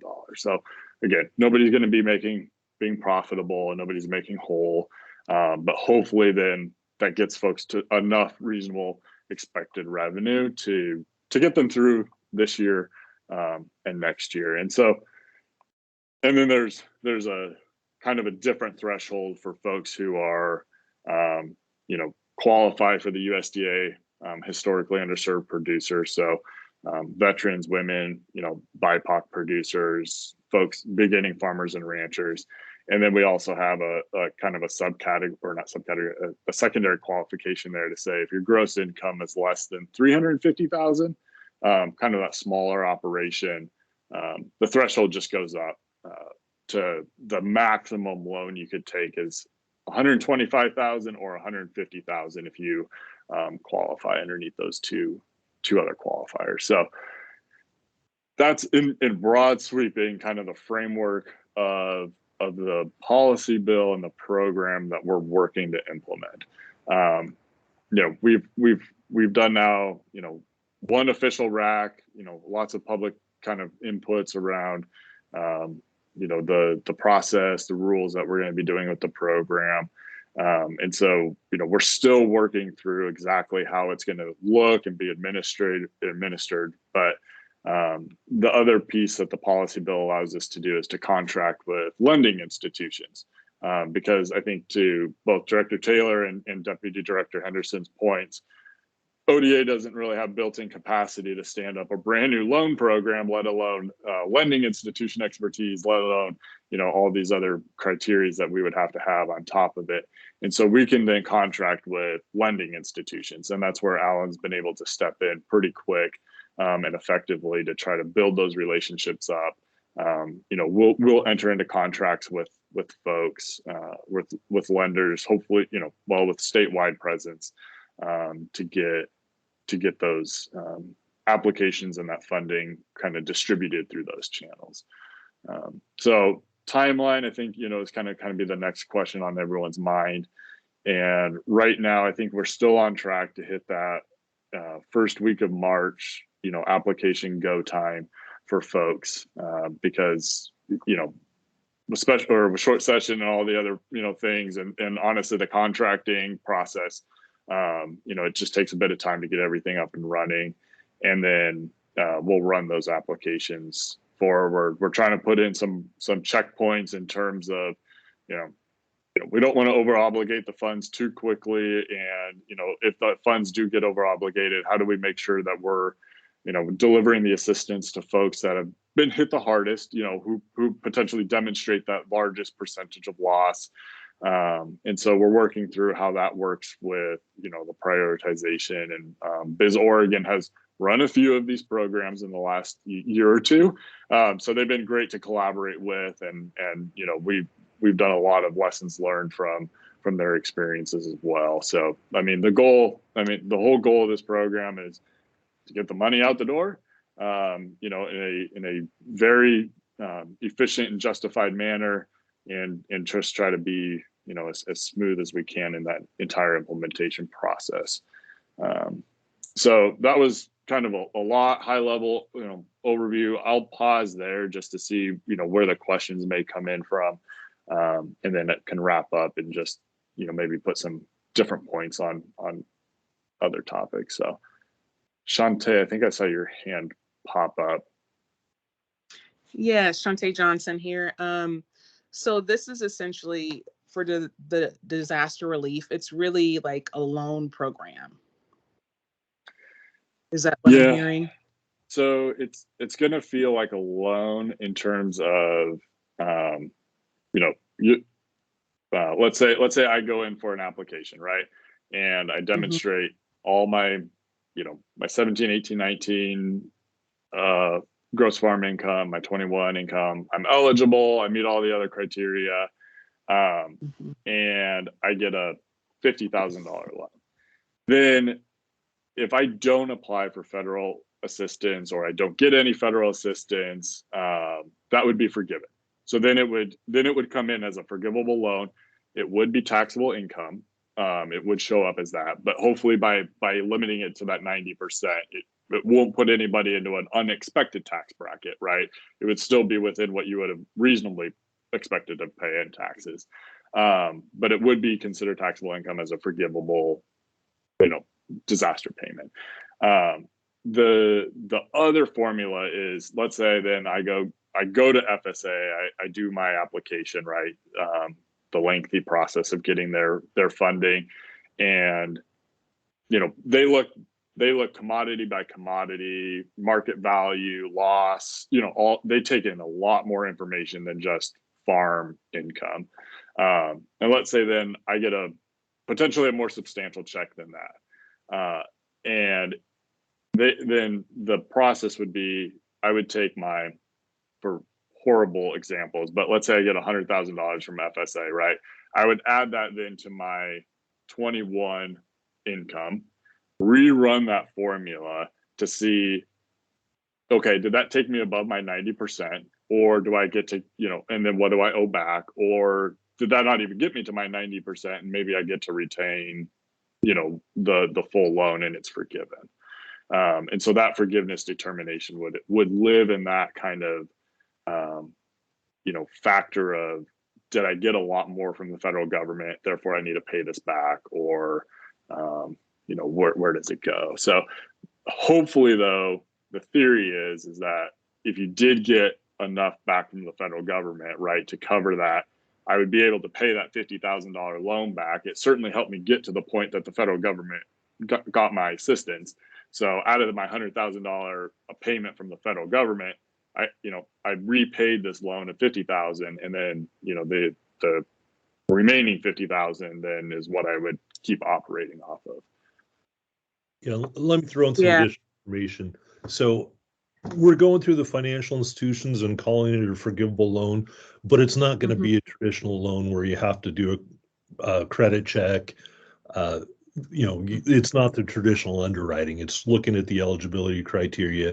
If you meet those things, then you qualify. And it's a 0% loan. And we're trying to find financial institutions that are part of the ag lending industry, so that they're familiar with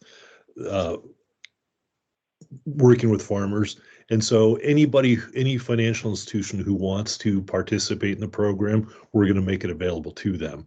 And so the financial institutions being the key to get these funds out, we do ask that people talk to their financial institutions and encourage them to participate. Yeah, I'm very excited that there is going to be some type of relief for producers that have experienced quite a bit of disaster over the past year, or even before that, just thinking about our berry farmers and things like that. And so I was just curious, like, if it is framed as a loan, which I'm glad you kind of were able to walk us through that a little bit. But if it's a loan and someone is already experiencing a lot of financial hardship in regards to, their farm and their business, I don't know how they would be able to pay those funds back per se. If, for instance, let's just give an example of a berry farm that lost, a lot of their crop, 70-80% of their crop. It takes them a couple of years to get it back, to start to create revenue, those kind of things. So I'm just, I guess I'm just thinking about how some of these farms are going to be, or producers are going to be able to pay these funds back. But it sounds like it might be forgiven. So that's all I wanted to comment on. I'm just thinking about some of our producers. So yeah, I appreciate that, Chante. I think how we talk about it, verbiage, we'd definitely be open to trying to communicate that more clearly. Really, the main reason somebody would have to pay this back is if they get federal assistance that bumps them over that 90% of their expected gross revenue threshold. Otherwise, it's going to be forgiven.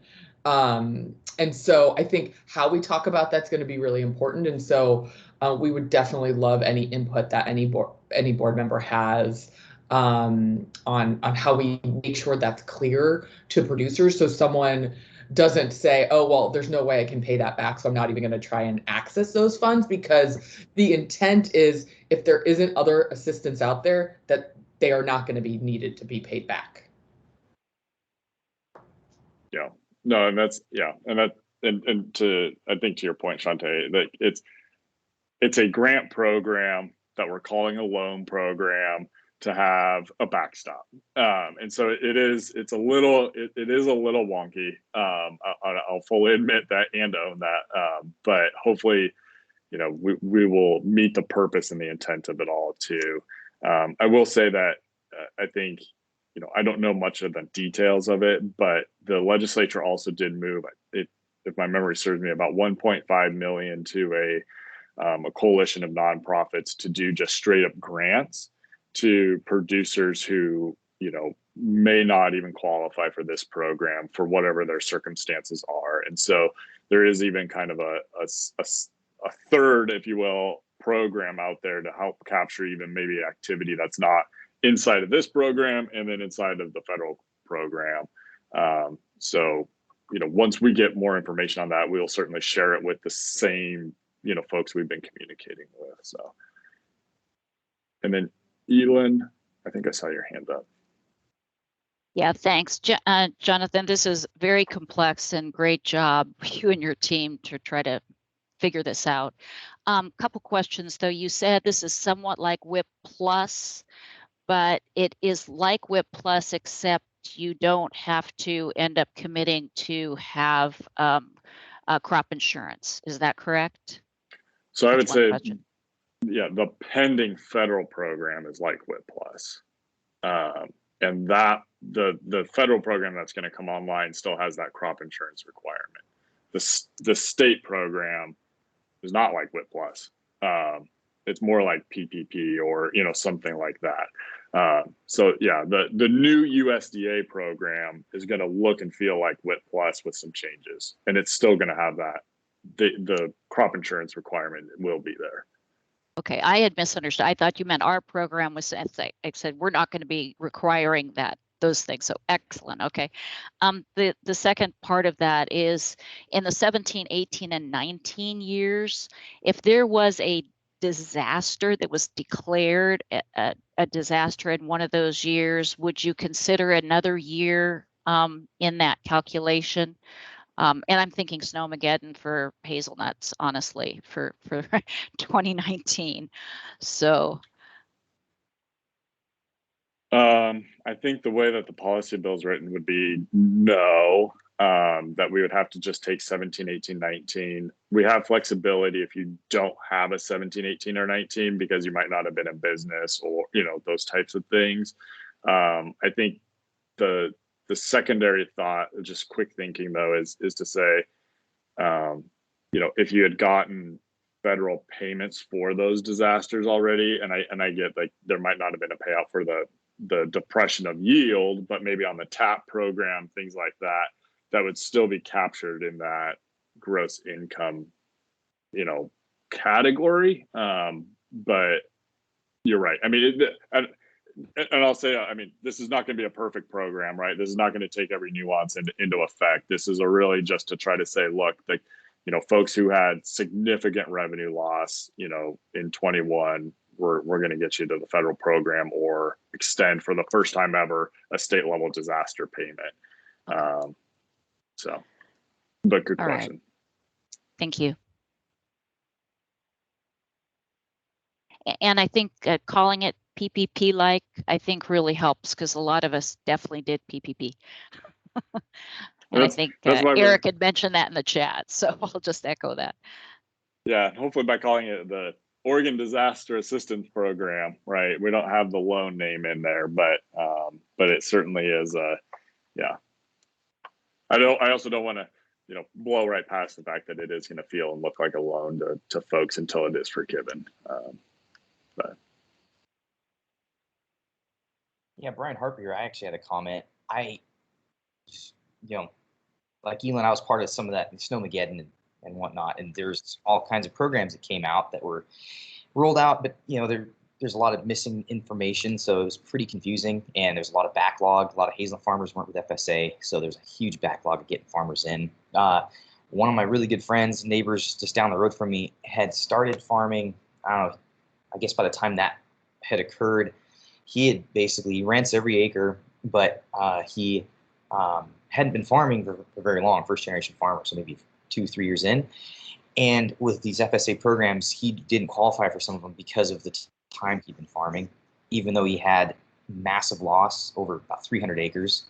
And his acres were already pretty rough anyway, just kind of inheriting acres that people didn't want to farm anymore. But it's gotten a leg up, and now he's farming almost 400 acres, 500 acres. So, which is pretty cool, but it was pretty tough for him and frustrating because he just did not have the history of my family, Elon, others, in the state or in the South Valley here that really were hit hard. So yeah, I guess, yeah, that's definitely something I think that would be worth noting as well, because it was kind of came as a big surprise with the big promise of funds, and then it turned out he did a bunch of paperwork, and then you don't actually qualify. So yeah, just a little. No. Yeah, point well taken too, and I think that's again, we should not lose sight of these types of conversation for engagement on the 2023 Farm Bill, where those substantive changes on the federal level, where most of this work does and should live, will definitely take place. And so I think we've, especially over the last 5 years, since the last Farm Bill, there's been a lot of lessons learned in terms of both the types of disasters we experience and the administration of those types of programs. So I would say that I think those kind of common thought processes, let's collectively not lose them, because they will certainly help when we engage with the 23 Farm Bill. And I think that brings up another point that I've had conversation with some folks around, crop year not matching tax year. And I'll say I get that, coming from grass seed. I totally understand that. But again, we cannot replicate an FSA like program, and so those are the lines we had to draw. But I don't want to be tone deaf to that kind of difference either. So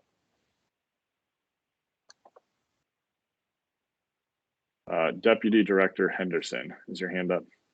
It is. I just wanted to add, because I think it adds to what you said, Brian. We have the four corners of the policy bill. It established the fund, which is why it's called Oregon Disaster Assistance Program. We will be and are thinking about being as flexible as we can be to accommodate what we can and the unique circumstances of everyone within the confines of that bill. The best thing, I think, Alan is headed over to Jefferson County today because they're having a farm show to talk about this. But the best thing is to make sure that everybody knows about the program and that those that need the assistance know about it. That is one of my worries, that we're going to communicate and get the word out. You as board members can help us as you talk to your neighbors and your friends and your associations to say, hey, if you've had losses, here's this program, make those connections, and we'll have information on our website about that. And then hopefully we can get enough lending institutions statewide that everyone has somewhat easy access to a lending institution. Hopefully it's one that they work with. I think we will work on our terms a little bit. Chante, you brought up a good point about that. But I fully expect we will get the question, is this enough money? We don't know the answer to that yet. I think we will probably keep track of the dead ends maybe that some folks might have, Brian, with kind of what you talked about and some others. And if there is a discussion as a policy discussion about, do we continue, do we add more money, about how the program might be modified, tweaked to help those folks. I'm thinking this is a bridge. It's a bridge to another year for some folks. It's a bridge to the federal funds for some folks. And all of that means that it's the easiest loan you'll ever get, frankly, because it won't be 100 pages. It's zero interest. you don't even have to pay a lending fee because the department is underwriting those fees with the institution. So we want people to participate fully, and that's what the money's for.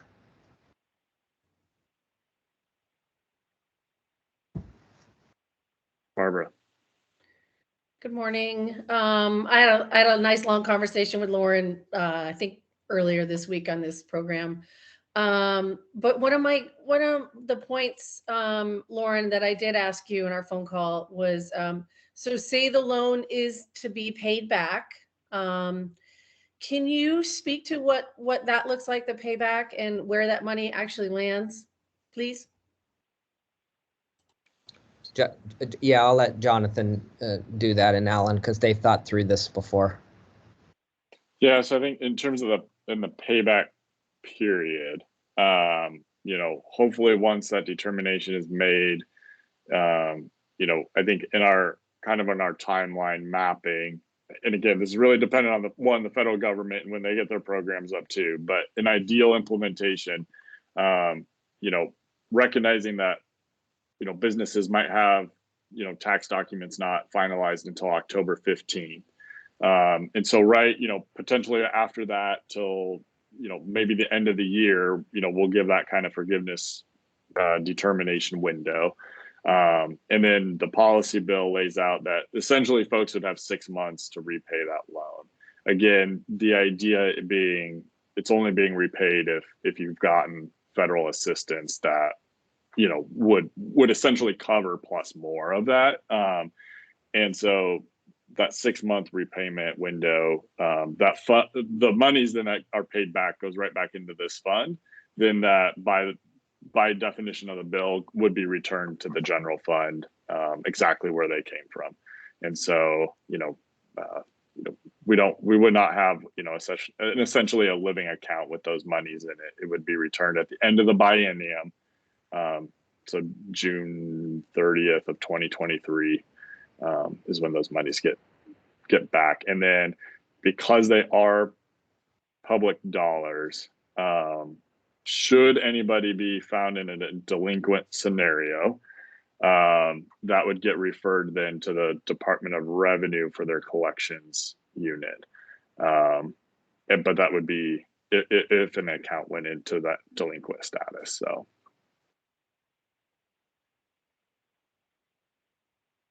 Yeah, I think if I could just add, Barbara, I think you and I's conversation yesterday was a good point for some people.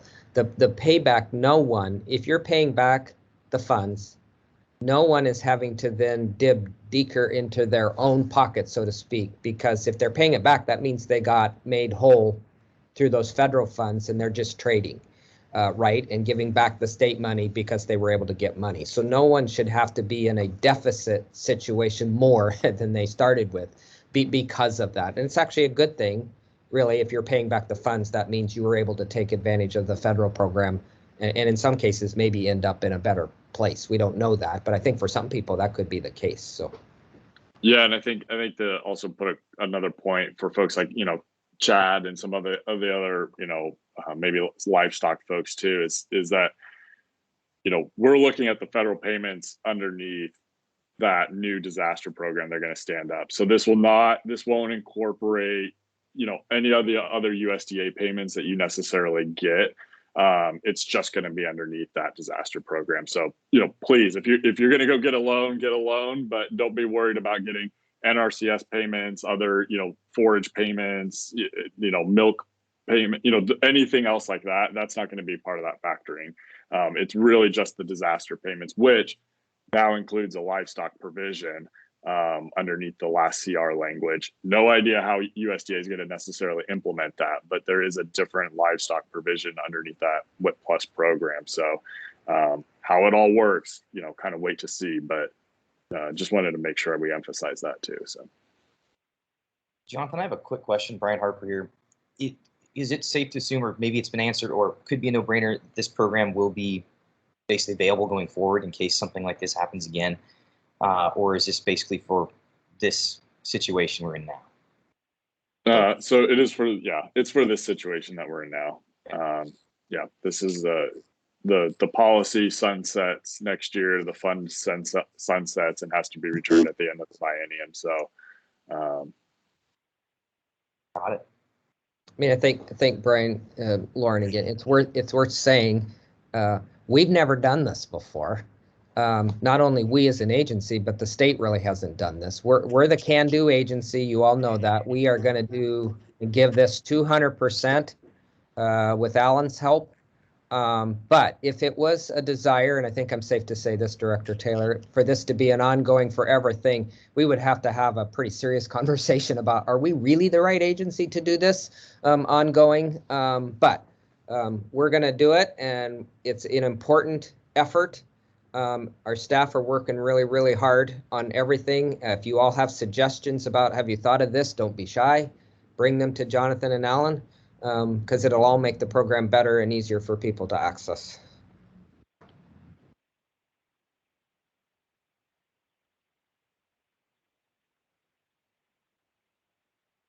all right. Well, with that, Chair Harper, I think Barbara's hand is still up, not a new hand. No, you're fine. I don't want to call you out on it. I just was doing my due diligence. So I don't see any other hands or questions, but as Lauren said, certainly reach out to Alan and myself as we keep going. So appreciate the time to come and speak today. Yeah, thank you, Jonathan. And thank you, Alan, too. Yeah, so I guess with that, we can move on to our public comment segment. I believe we still just have one signed up.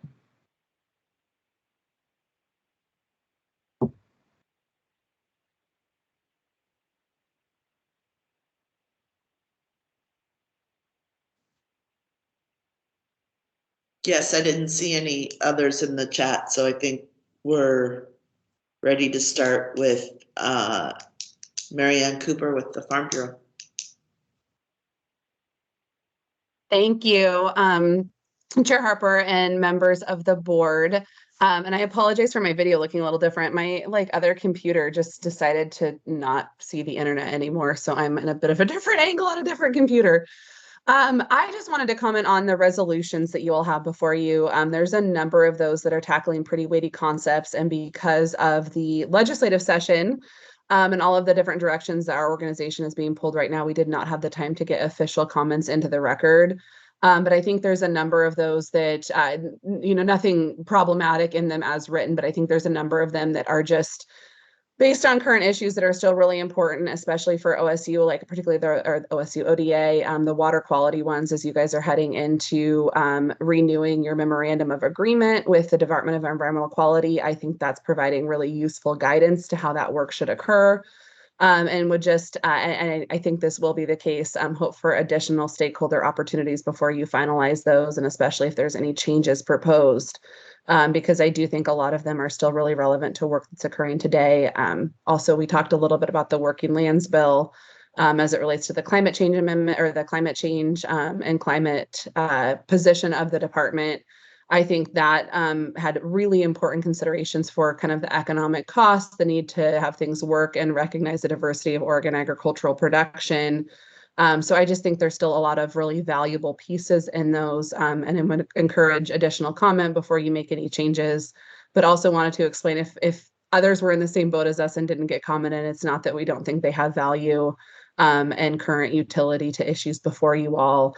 It's just that the February board meeting is a particularly tough one always for all of us to engage in because of its coinciding with the legislative session. So I will plan to do official comments kind of on a resolution by resolution basis for kind of the next time you look at them, but did just want to flag that I did look at them. I think a lot of them still have a lot of relevance to issues that the board and department are looking at and working on. And so I think that's still really important work, and just wanted to make sure that it didn't go unaddressed. So thank you.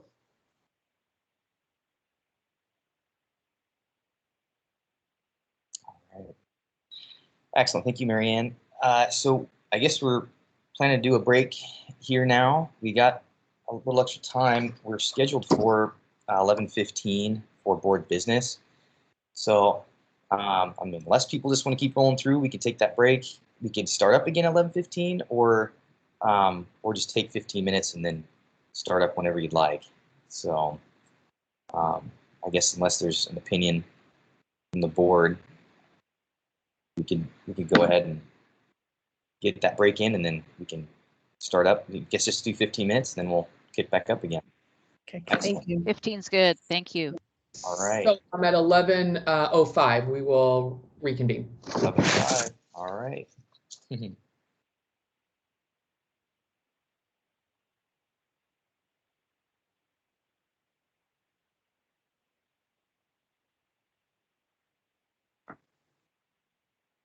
Hey, Alexis.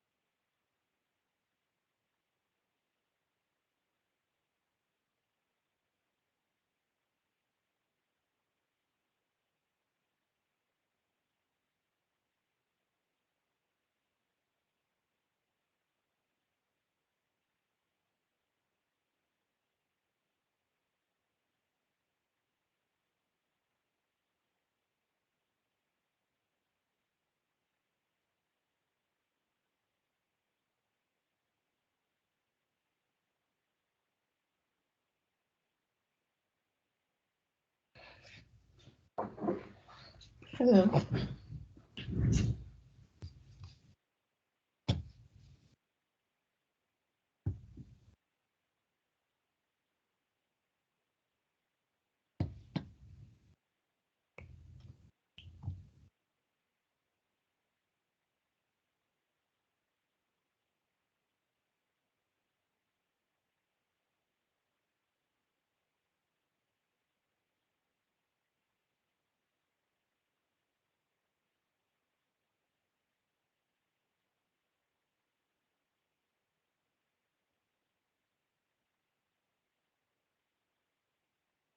So Brian, I don't know if you want to go ahead, get started.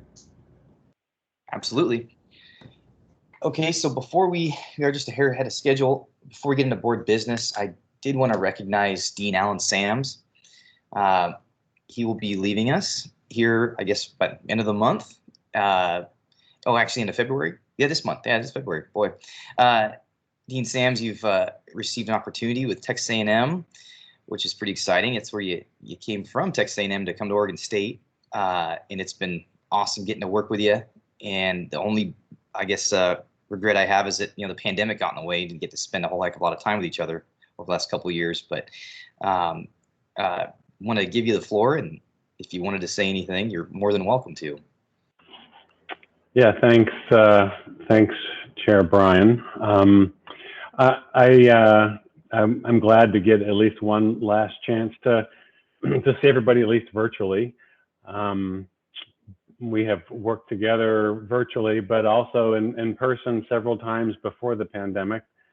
This is such a valuable group, first to the state, and I know to Director Taylor, in looking after and advising on such important topics as we've heard this morning, but also to me personally as a new dean, getting to interact with all of you and get briefed on all those weighty topics. It was valuable to educate me as a new person to the Pacific Northwest, but also to really stay in touch with producers and producer organizations. It's such an important part of a land-grant university's role to be really in partnership with the industry and with the communities and the individuals and all the companies in concerns in the state. So it's been really valuable to stay in touch and to maintain that partnership. So that's really the second thing. And the third is it's been valuable to me to make friendships with all of you. This has been a great vehicle with which to, particularly when we were able to meet in person, and just to get to know each other and to develop relationships with ag and natural resource and environmental and community leaders around the state. Again, it was valuable for me as the dean to make those relationships, but also it helped me connect into the community, and I've really valued all the friendships, and many of you I've called on or seen at other meetings and things, and we have this already built connection. And so that's been really helpful and valuable, and something that I will take away with me. Yeah, I will be going to Texas A&M, back to Texas A&M. I got a kind of unexpected call about a month ago with a great opportunity to go and lead some initiatives across the entire campus there as a vice president. So it's quite an exciting opportunity, but a difficult decision to leave Oregon, and like I said, all of the great work that we're doing as a board and that OSU's doing. So I won't be more than a Zoom call away. If anybody ever needs any advice or partnerships with Texas or something like that, please feel free to reach out to me. But again, thank you very much for the friendships that we formed and all the great work we've done together as a board. So thank you. Yeah, thank you, Dean Sams. It's been an absolute pleasure, and we've been lucky enough, certainly, to have you here in the Pacific Northwest. I've been to College Station as I ran there in their indoor facility when I was at the University of Oregon, and spent some time there at College Station and Bryan, and it's totally different than Oregon. Yes, it is. It is. In terms of leadership transition, the dean is the ex officio seat on the board, one of the ex officio seats on the board. The provost is in the process of identifying an interim dean, and then there will be a search done for a permanent dean, so to speak. But this has all kind of come about rather suddenly. Like I said, it was an unexpected opportunity that came my way, and so I said I needed a couple of months to make the transition. So we've got a little bit of flex time and during February to kind of make that happen. But I would expect an announcement to be coming out pretty soon. So there'll be a replacement certainly in time for the next board meeting, and I'll brief that person on how this all works and what our role is as the dean and that kind of thing. Excellent. Well, good luck to you, and thank you for everything. Well, it's my pleasure. We really, like I said, value our interactions and partnerships with all the industry in the state, and certainly Alexis was one of the first people I met, and the partnership with ODA, we do with the college, and OSU does a lot with ODA, and so this is a really important vehicle for the director of ODA and the dean to be kind of in sync and have this connection that we can call on each other for advice or help or whatever. So this helps with that. Thanks you, Alexis. Yeah, thank you, Alan. You're going to be missed, but the partnership between OSU and ODA will live on. But I have enjoyed getting to know you over the past few years and working with you, and just excited for this new opportunity. And we're sad to see you go, but excited for the new opportunity for you. So good people don't usually stick around too long, and that is the case here. So. Well, thank you for that. Well, all right. I guess we'll move on here to board business. To begin, I guess we'll start with the ODA program reports. Sorry, couldn't get myself off mute. So we provide those in writing ahead of time to the board. And this is just an opportunity if board members had any questions about anything that you read, the opportunity for those to be asked. This was former board member Stephanie Halleck really had a lot of questions usually spurred from those reports. And so this was added maybe a few years ago. And so just a great time. We'll pull in our program directors if there are questions on any of anything you read.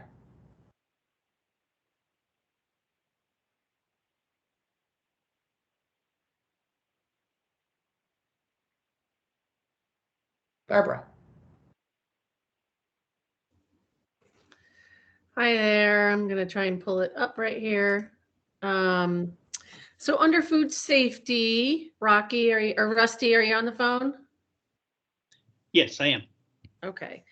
So I thought for a while there we were going to stop doing contracted work for FDA on the retail and manufacturing foods. But I see that there was a new contract that was signed. Am I reading that correctly? Yes. My understanding of the history was that at one point we were up to 700 contracts per year. And what we had done is reduce the number to, I think 250 is the number that we're working under right now, if I remember properly. So that was the agreement that we'd made, was to reduce the workload so that we could refocus our energies on providing our routine inspection work. The thing that is important to remember is that the FDA contract work that we do is not separate from our routine inspection work. It's a combined effort. So whenever we're doing that FDA contract work, it's providing a report to our colleagues at the FDA, but we're still doing the work of the state of Oregon during that time. Okay, thank you. That is helpful. Yeah. And then, so I did see in the food safety routine inspections that you have, you've resumed normalization inspection practices. So I'm wondering, as you guys immerse back into visiting in person, is there a common theme you're finding of anything that happened during these restrictions? Absolutely. What we really had found is that we have seen that there's been a higher incidence of violations we're citing during the inspections, which makes the inspections a little bit more complicated at the outset. And then what we've also seen is that there's been a rotation of business practices. So businesses, as they scramble to survive through COVID and the change in customer interactions and what customers are looking for, a lot of businesses have changed how they conduct their daily business to going to more packaged offerings, doing, like, for example, restaurants, not just to go, but they might have their favorite sauce that they now want to put in a jar and sell for people to take home and use in their fridge over a period of a week. And that is a pretty complex process from the food safety standpoint. So we're doing a lot of outreach and support with industry, even outside of some of our primarily regulated areas, working with county health programs that regulate the restaurants to help them understand. We have a memorandum of understanding there to support them in being able to maintain public health. So it's a pretty complicated environment. That's what I was assuming, and I just wanted to acknowledge the difference, pre and post COVID. So thank you to you and your staff. And then just one comment under the plant health program. Wow, I can't believe 13,000 tests for export, destined to be exported. I mean, that's 13% increase. That's a lot. So I just want to say thank you to the staff in that department too. And that's all I got on the board reports, or the reports. Awesome. Thank you, Barbara. Does anybody else have any questions or comments on the board reports?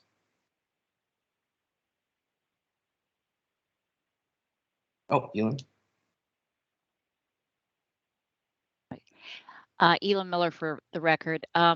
Just one thing, and it's going to come up when we do the resolutions, but in the report, it talked about the memorandum of agreement on water quality and with DEQ. And so that it came up during our meeting, and whether we'll have time to discuss it in detail, but it sounds like that MOA we as the board will have some visibility into that, because that's going to be a very important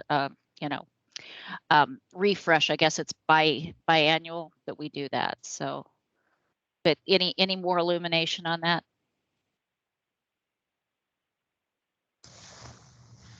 Yeah, good morning, Elin. So to address your question, yes, we're currently in the process of developing the work plan with DEQ on how to address updating that MOA. So part of that is planning for public comment, as well as providing that information and the opportunity for the board to comment, ODA's board, as well as DEQ's. So that will be baked into the overall process. Thank you. Mm-hmm. On that, I know we have a couple items that the work group I was in already flagged for a May meeting, wanting some additional presentations on.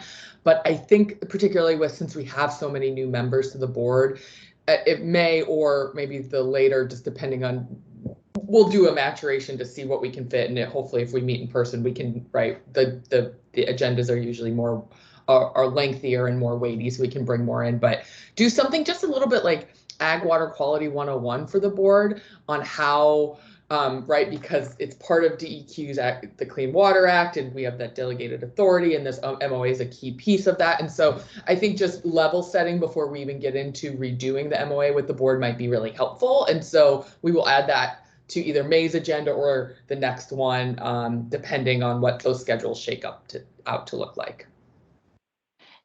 Chair Harper and Director Taylor, thank you, Director Taylor, for that, because we actually talked about a strategic implementation SIA, right? I won't get it right.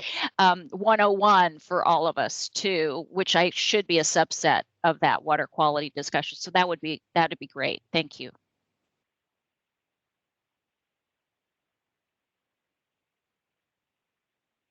Excellent. Okay, are there any more comments or questions or anything? Seeing none, we'll move on to Barbara Boyer on the OWEB report.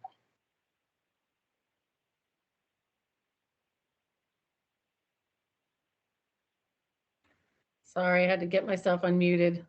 This dual screens and Teams and me do not get along. I'm trying. So we had our OEB meeting last week. A couple of things I wanted to make you aware of. We did hire a contractor to train the board and staff on DEI. We had our first training last week. It was just kind of a getting to know each other, and we are an 18-member board, the largest board in the state. They're not all voting members, but they all are participating in this DEI training.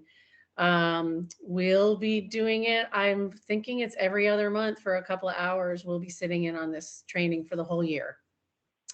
So I'm excited to dig a little deeper after our little kind of get to know each other session last week. We passed our first resolution ever as a board. There's never been resolutions at the OWEB board level, and it was climate resolution. And it's just talking about how we would really like to see integrated climate mitigation and adaptation in the budgeting and investing and in making decisions through the funding process. Let's see, and some of the other parts that were very interesting in this resolution was at the bottom. We actually put definitions because there's so many definitions for adaptation, climate lens, climate smart, mitigation, and resilience. So it was really neat that we put those definitions at the bottom because I think it helps shape this resolution into what it is and what we passed. So if anybody's interested in seeing that, you can just reach out to me and I will gladly forward it to you. And it was a very robust conversation. I think we put 45 minutes on the agenda and it was about a 3-hour long conversation. So, and as the co-chair, that was my agenda item. And I was a little cross-eyed after that 3.5 hours with all the hand raising. So it was a great conversation and we're really pleased with our final product. And then just to wrap up the OEB meeting, we did get an update on tide gates and a little more funding that came in to continue the inventory work. They had not quite got to the South Coast yet when some of the funding ran out. So they will be continuing the inventory piece on tide gates. And that is what I have right now. And I guess one other thing to flag is I am the representative OWEB's rep on the Oregon Ag Heritage Program. So there is funding, of course, as you heard earlier for that. And if that gets passed, we're going to hit the ground running. It's going to be swift if the legislators pass that funding in this session. So with that, I will wrap up my OWEB report unless you think I missed anything, Director Taylor. I think the only thing I would add, not that you missed it, but on the funding request that we heard about in public comment on for the Oregon Ag Heritage program, is actually a funding request also the governor is supportive of, which is helpful going into a short session. Yeah.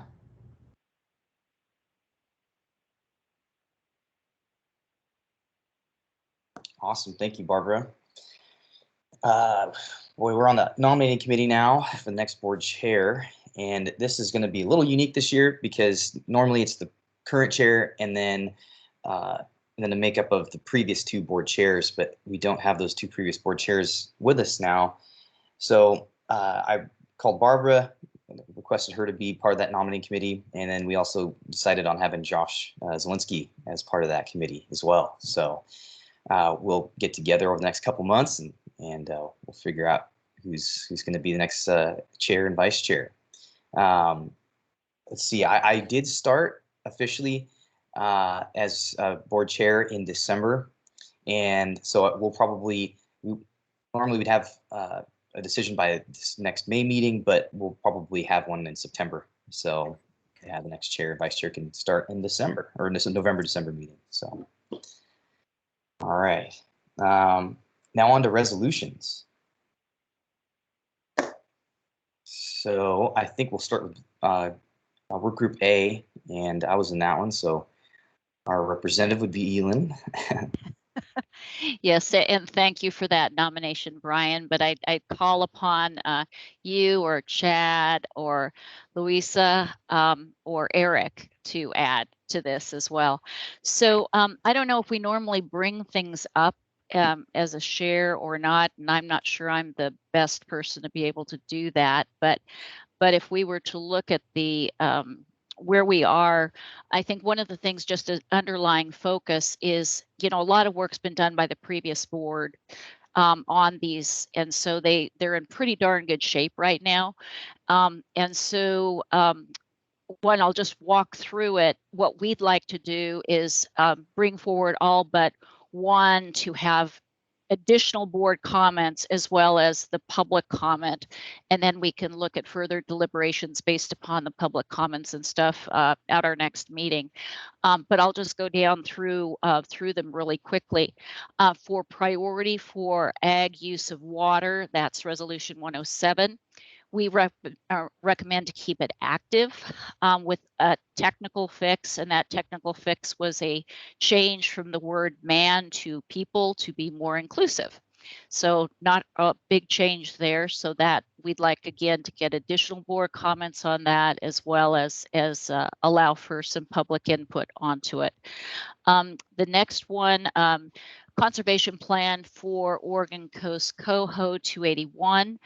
We recommend to keep that active while continuing to review it. So this one, we actually have asked that staff go back and provide additional context to the background statement for the resolution. And this is something Louisa had brought up, a good point. It's pretty antiquated on what's happened, and we just need to update that before it would be, you know, go out further. But that's where we are on that one. And again, would like to have any additional board comments. Coordinated stream side management approach to water quality, that's 309. We recommend to keep it active with no recommended changes going forward, unless the board wants to have some recommended changes before we get public comment. Water quality strategic implementation areas and soil water conservation district focus areas, which I understand have been de-emphasized a bit, but that's 313 resolution, and we recommend to keep it active with a technical fix, and that was just to spell out TMDL, total maximum daily load, in the document. And again, board comment, as well as we'd like to see some public comment on this. Climate change policy considerations 319. Lot of work, I understood, went into that. Given Barbara had just mentioned what she just mentioned, maybe understanding and looking what OWEB's done might make some sense. But we would recommend to keep it active with no recommended changes, but again, to allow that to have board comment and also go out for public comment. So that's where we are, unless any of my fellow committee members want to chime in.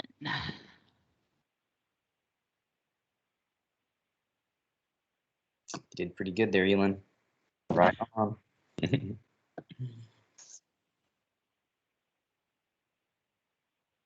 And so is there a motion or an action, or is it just automatically now that's going to be released for public comment? But if there are any board comments of changes before it goes out, I'm still too much of a newbie in this process to know how it goes.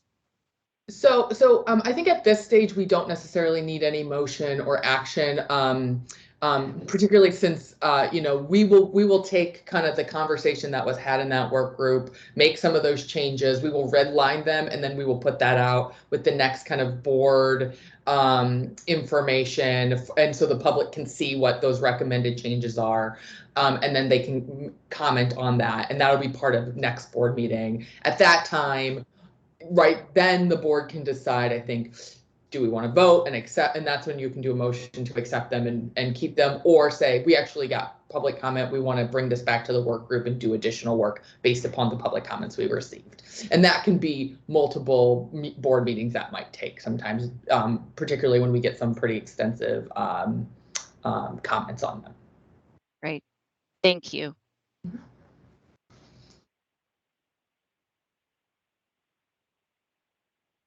Louisa, did you want to add something? Like Oh, no. I was just going to say that Ellie did a good summary of what we were talking yesterday. Yes, I had everything in my notes. Yeah, I noticed that I was unmute when I was trying to say that. Sorry for that. Awesome. All right. Well, thank you, Elin. I guess we'll move on to Group B. We didn't really designate anybody to talk for this particular group, did we? Chante, you want to take it on? Not necessarily, as I'm homeschooling, but okay. I got it all right. I got it in front of me, unless you want to add anything. Oh, you know what? I'll let you take the lead, Barbara, and then I'll add on anything along with any other members. Okay. Thank you. Sorry, I'm homeschooling, multitasking. I get it. I admire you, Chante. So we spent most of our time on Resolution 317, which was the department's role in the Food Safety Modernization Act. That was about 45 minutes of our conversation. We got just a real nice update because there are several new board members, so we kind of wanted some background in how we got to where we're at today. And then actually it was the wish of this committee to keep it active for now, but to do a full board presentation on this particular topic. So we asked